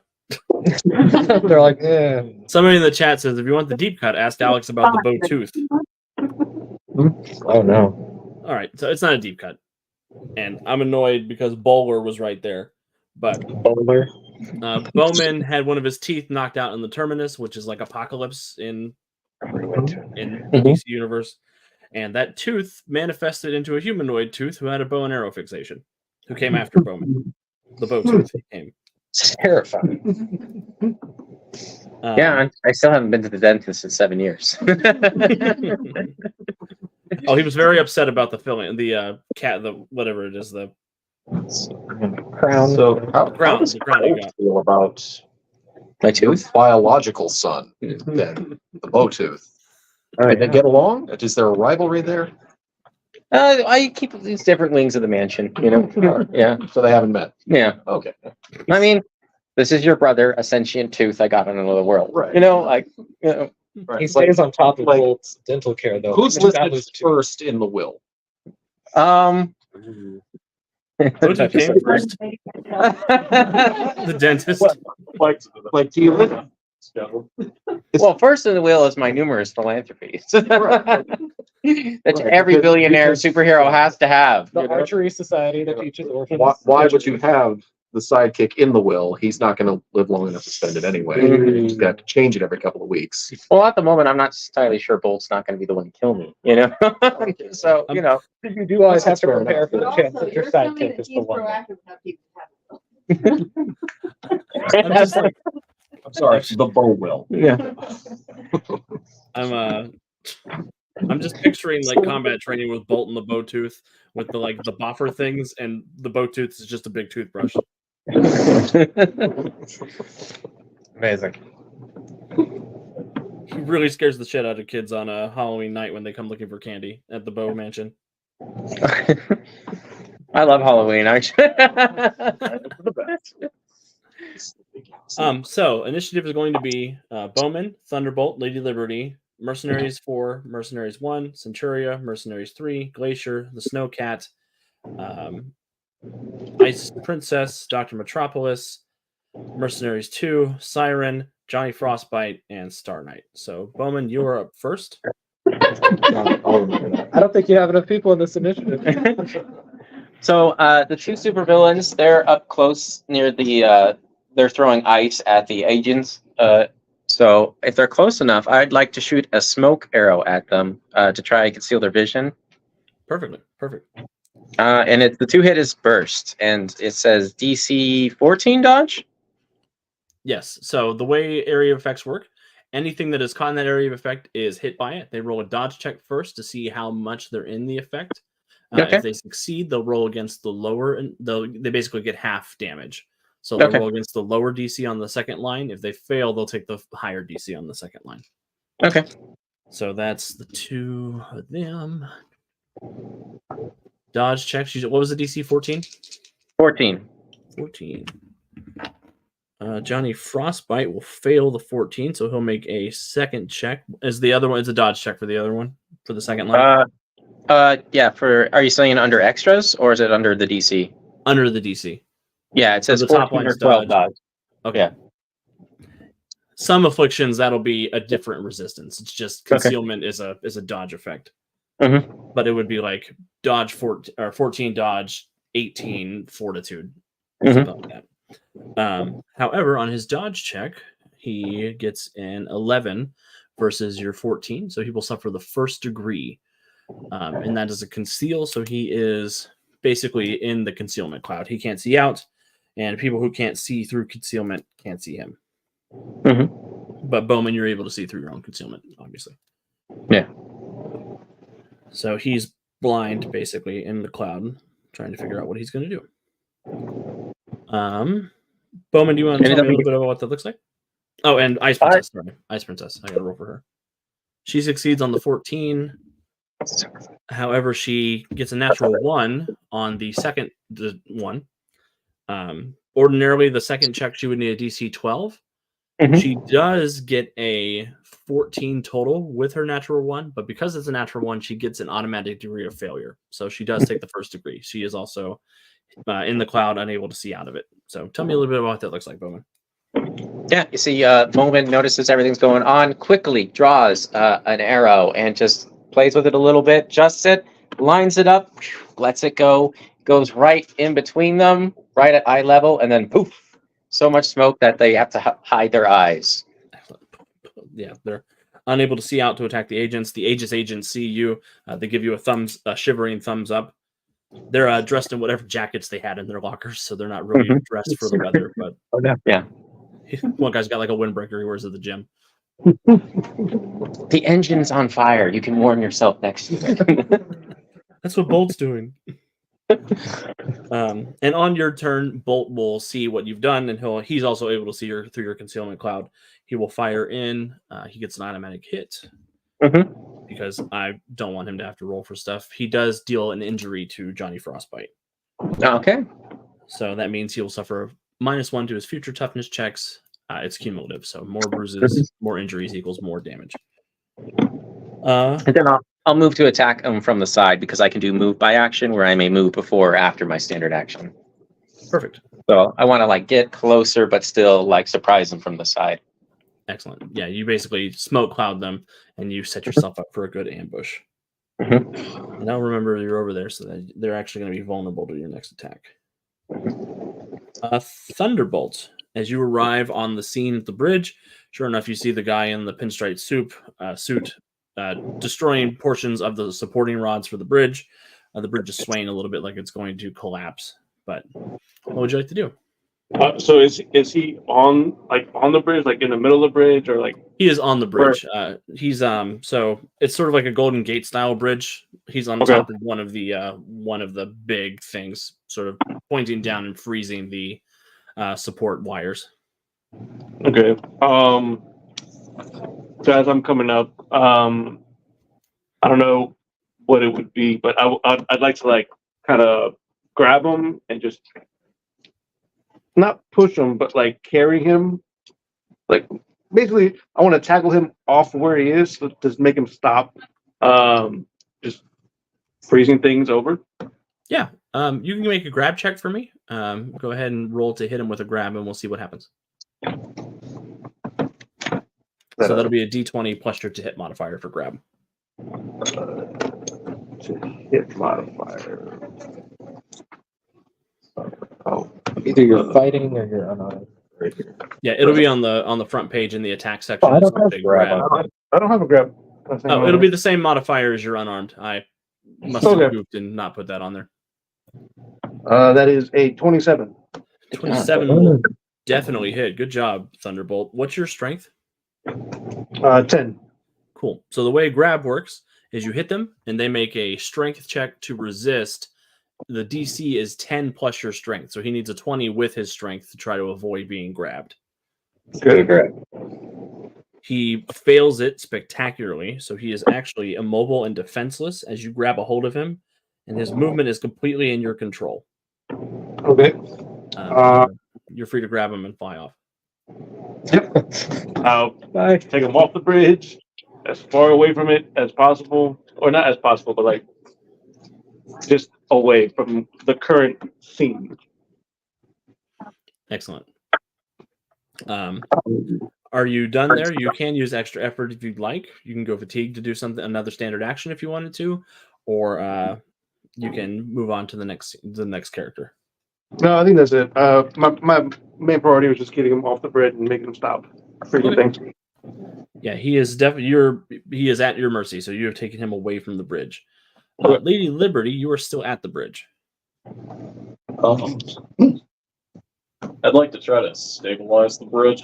I'm not sure what kind of a check that would be, but because you said they're kind of frozen up, and I want to just try to make sure it doesn't collapse as much as I can help it not collapse.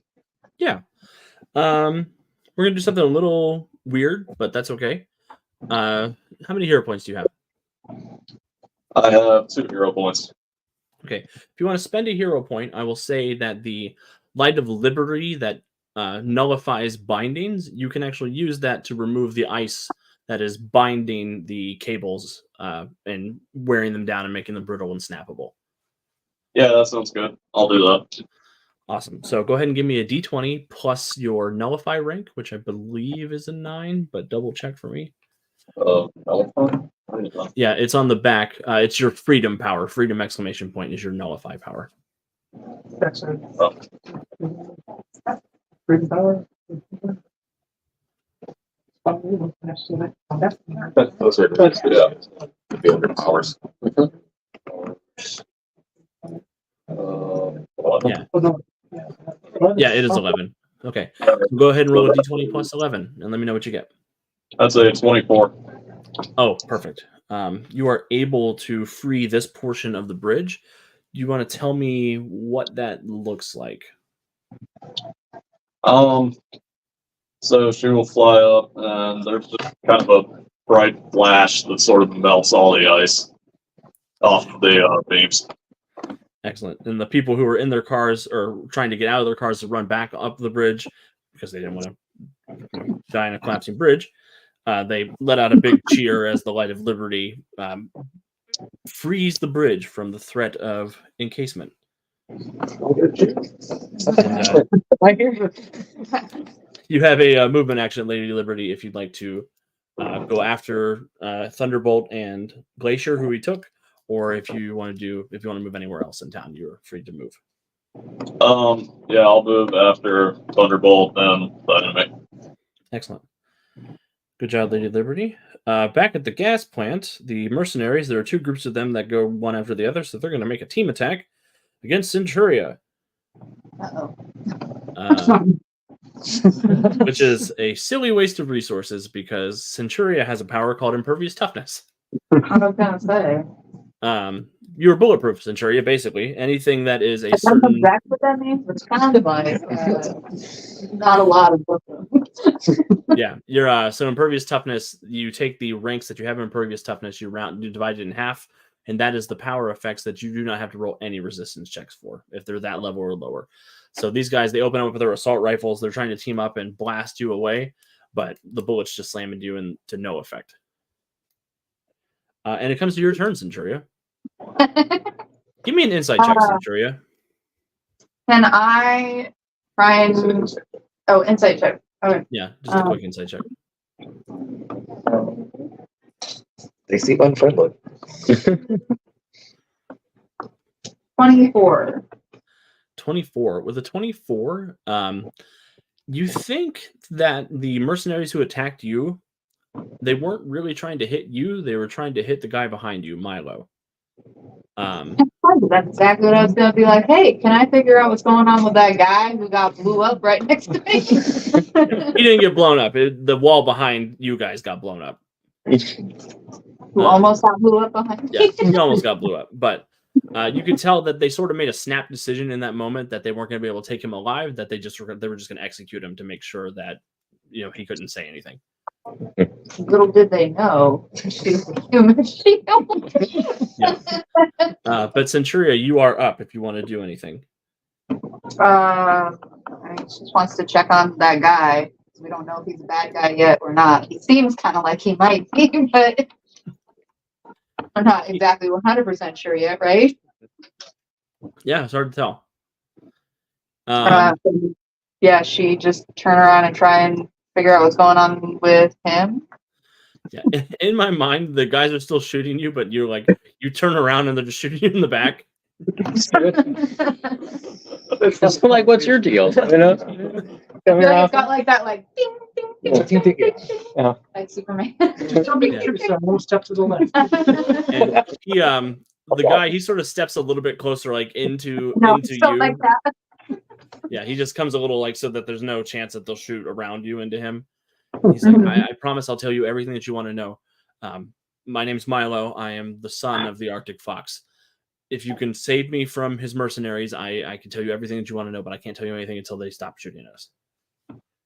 Okay. And what does the room look like?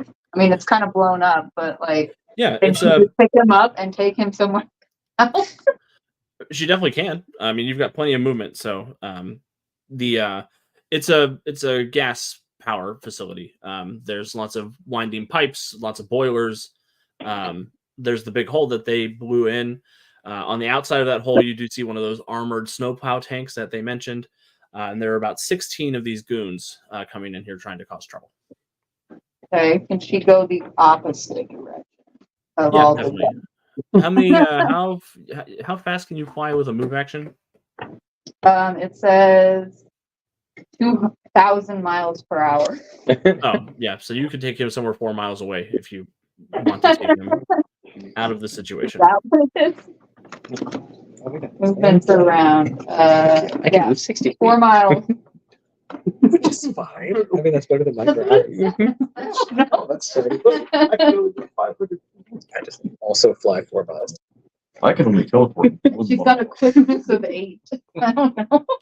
Yeah. So Centuria, you grab him and you fly him out of there. You could take him pretty much anywhere in town to get him to safety. After you get him out of there, it goes to Mercenary 3. Basically the mercenaries are divided into groups of 4. The Mercenary Group 3 sees that Siren and Dr. Metropolis are the only people still here. Dr. Metropolis, do you have impervious toughness? I do not. I have protection 4, but I do not have impervious anything. Yeah, you have a lot of weird powers, so I probably ran out of power points for impervious. I have some weird stuff, yes. Yeah. They open fire on you. They do get a 24 to hit your dodge DC, which is your dodge plus 10. Which is 20. Perfect. I'll just need a toughness check. Toughness check. And you're looking for a 20. You're looking for a 20. Well, that is a 30. That's a natural 20 for a total of 30. You're absolutely fine. These guys raise their weapons. They fire off some shots at you. It takes some chunks of concrete out, but you're A-okay. Back in the loving arms of Thunderbolt, Glacier, as you've got a hold of him, he's like, you didn't really think this through, did you, guy? Nope. He raises his hands and he touches your mask as you've got a hold of him, and he is going to channel some cold energy trying to smash your containment suit.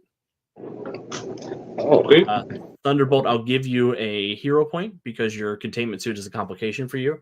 If your suit is smashed, you will be just a living bolt of lightning and probably cause an explosion, as Star Knight mentioned at the beginning. With all those Elseworld stories. Yep. So, what am I? So Thunderbolt, he does hit you. So I'm going to need a toughness check. You're looking for a 27.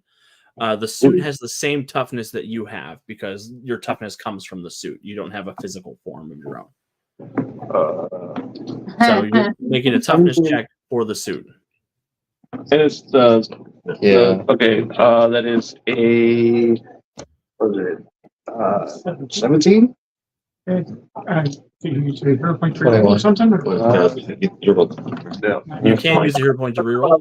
I gave you an extra one, so it's probably a good idea. Spend it right away. And then remember, if you get a 1 to 10, you get to add 10 to it. Do what? Oh, you rolled 1 to 10. Yeah. Oh, yeah. What's what? That's 30. Toughness, right? 30. Oh, okay. So you're A-okay. The ice sort of forms across across your body. It sort of crinkles, trying to like break into seams and pull things apart, but you sort of generate enough heat that you're able to keep the ice at bay. But it looks like he's probably going to want to try to do that again. Makes sense. So he's focusing. You've got a grip of him. He's got a snarled look on his face as he's like channeling ice into you, and you guys are sort of wrestling in midair.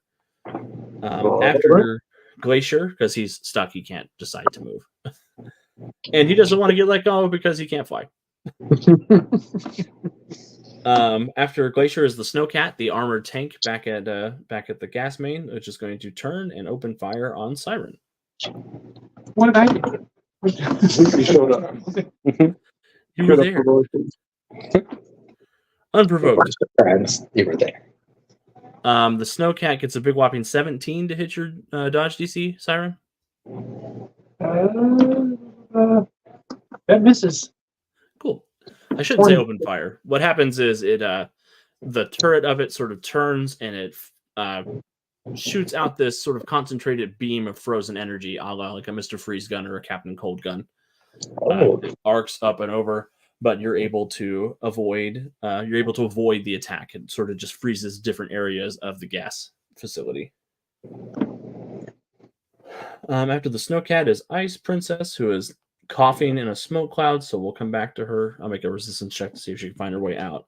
And I get a natural 1, so she is just coughing inside the cloud, trying to find her way out, not able to. Dr. Metropolis. All right. So, honestly, I'm more worried about the tank than the guys shooting at me. So what kind of material is that on? Is that, I mean, obviously ice, but under the ice, is that concrete? Is that asphalt? Is that dirt? It would be. It's not dirt. It'd be asphalt. It's be asphalt. Perfect. Okay. Asphalt or sidewalk, sort of concrete or asphalt. Sure. Yeah. Okay. So it's on some kind of pavement then. All right. Yeah. It's on the street, right up against the building. That's great. I would like to try to. I have move object 25 tons. I feel like that works here. I'd like to see if I can just have the pavement rise up and maybe flip the tank. Wonderful. So we can handle that a couple of different ways. It sounds like the effect you're wanting to generate could be damage. It could be trying to knock the tank prone, quote unquote. So if you want to basically disable it and flavor it as you're knocking it over, we'll just handle it as a regular attack. If you want to try to knock it prone, we'll call it a trip attack. I'm hoping to disable it. Okay, so we'll just call it a regular animate object attack, just the d20 plus Perfect. 10. All right. Let's see how I do. Oh, that's pretty nice. That's a 29. Oh, of course it is. 29 hits a tank, surprise. It's not quick. What's your DC? 25? 25. 25, okay. Oh no. I get a 4 plus 9 is a 13, which is a difference of 12. Ordinarily, that would only be a stagger, but because the tank is an object, that is enough to destroy it. Wow. All right. So, Dr. Metropolis, walk me through a little bit about what happens as you knock this tank over. Got all these guys shooting at me. I kind of take the shots. It chips off a little bit. Completely ignore them. Look past them towards the tank, and just sort of raise my arms. And as I do, the pavement underneath it raises up, and the tank flips over. I mean, I don't want to say it goes flying. It's a tank, but you know, it flips over a little bit and lands on its top, crushing it. Perfect. And you hear some like moaning inside. The little escape hatch on the bottom of the tank opens up, and a couple of the mercenary guys fall out and throw up. As you do. Good job, Dr. Metropolis. Did you want to do anything else? To use extra effort or anything like that?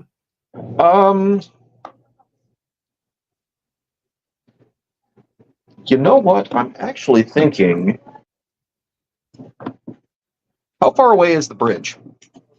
The bridge from here is within. It's about. It's probably 10 miles away. Okay, all right. A little far for me to try and go all at once then. In that case, I won't worry about it. I think I'm good. Okay, awesome. The mercenaries who haven't gone yet see that their tank is flipped over and their target is gone, and there are two superheroes here, and they're like, retreat. And they will ready an action to basically fill the hole that they made with ice to cover their escape while they try to run away. But they don't want to steal their buddies in there, so they're going to wait till they get out. Siren, over to you. Please don't carry. So there's a hole for them to escape because they haven't gone through the hole yet. Some of them have gone into the hole, like the ones who came in to shoot Milo, the ones that came in to shoot Dr. Metropolis, and the tank shot at you. So yeah, there's 3 groups of minions in here right now. Okay. Well, water is just ice. Or ice is just water, I should say, right? I manipulate water. So that hole that they're in, can I just make that a cage? Yeah, you sure can. Cool. Yeah, I go ahead and roll basically a to hit roll just to make sure that you get them before they get out, since combat's not really my turn. They're still trying to get out, but you can basically seal it before they can get out if you roll high enough. I got a 17. Excellent. So yeah, you just are you building a barred cage, or are you just like building a solid wall of ice? Solid wall. This way they can't shoot either. I don't take shots as well as other people do. What? Mr. Alcoholic. I wouldn't be a good boxer. I can't take a shot to the head. So, I mean, me either. So just so I understand, you're trapping the 3 groups in the gas plant and keeping the ones outside. Okay. Yeah. And they're like, we ruined our ready to action. So Siren, you've trapped them in here. You can use extra effort if you'd like to do something else. If you want to spend a hero point to avoid the fatigue, I would recommend that if you wanted to do something else. But there are still 3 groups of dudes in here who seem a little like caged animals now that they're trapped in here with you and Dr. Metropolis. Actually, can I use a snare to grab anybody else that's in there? Yeah. Actually, if you want, we can sort of wrap the clock back a little bit, and you could say that you want to try to snare the guys outside, pull them in here, and then seal them in. Yeah. We could definitely do that. So go ahead and roll your snare to try and grab them and yank them. Okay. Only got 15. 15 is enough to hit the goons. Okay. What's the DC on your snare? It's... Snare DC is... So goes... It'd be on the front in attacks. Sorry. Yeah. Probably under the silver net, I guess. Yeah, your 20? net. Yeah, 20. Dodge. So they fail that. You are able to grab them and yank them in, and then you seal all of the goons in here. So there are 16 guys in here with guns. And Siren, did you want to spend the hero point to avoid that fatigue, or are you happy with the fatigue? I need to avoid that fatigue. Okay, awesome. So they are pulled in, they are trapped in place, and you have a building full of Russian dudes. Johnny Frost is also in the cloud of smoke. Johnny Frostbite is also not able to find his way out of the cloud of smoke. Good job, Bowman. That was a annoying Really attack. good choice. Yeah.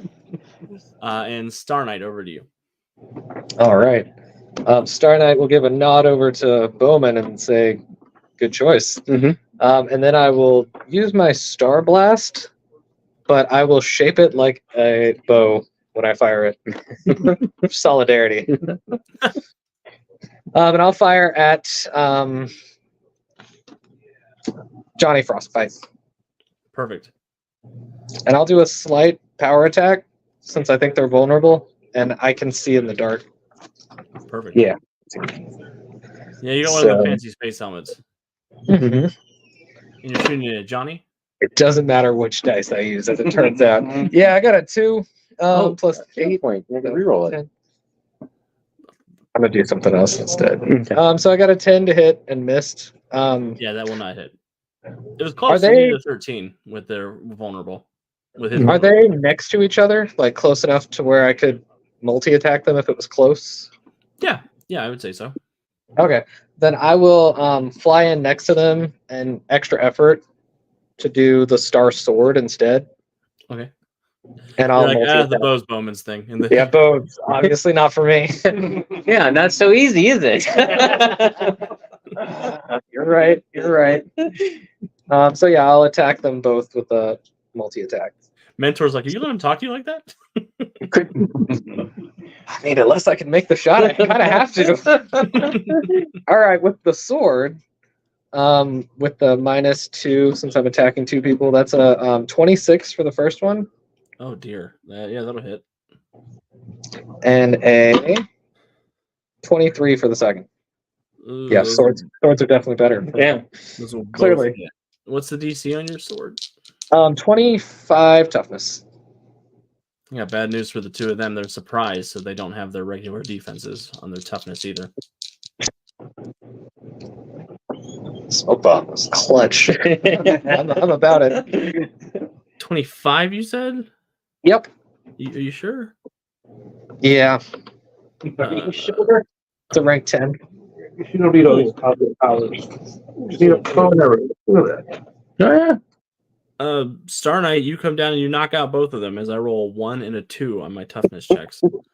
Wow. The 1 becomes a 5, the 2 becomes a 6. So I miss by 20 and 19, which is 4 degrees of failure. Generally, that won't happen, but this was a good setup situation with Bowman. You're with the I'm telling you that Yeah. smoke arrow was legit.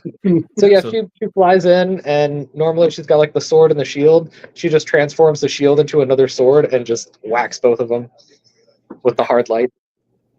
It's wonderful. Yeah, you take out the two of them. The gas situation, I'm not even going to make you guys roll for all that. They're just regular dudes, and you're Dr. Metropolis and Siren, so you're just able to mop the floor with these guys. And the only thing that is pressing is going to be Glacier, Thunderbolt, and Lady Liberty. So Thunderbolt, you come up next. You've got a hold of him. What would you like to do? We're currently still in the air. Yes. And I'll tell you, he's defenseless is the condition he's suffering from. What that means is you can attack him as a routine action if you would like. If you want to like headbutt him while you've got a hold of him, that would just be 10 plus your modifier, so you definitely hit. Or you could choose to try to do what's called a finishing attack, where you can roll to hit, and if you get above his defense, it's a free critical hit, basically. But if you roll a 1, you miss. I mean, if you give me the option, I have to go for the finisher, right? That's what I would do. But All right, I'll go for the finisher then. So it's an unarmed attack. yes, it would be an unarmed attack. Or, I mean, you can use any of your attacks, but because your lightning bolts are indirect, so you can summon the lightning bolt from the ground, or Yeah, it's the same either way. No. I guess I'll use my last was it hero point? yes, yep. Or reroll. That's in the words. No, wait, but I had 10 to that one. So that's 12, 20.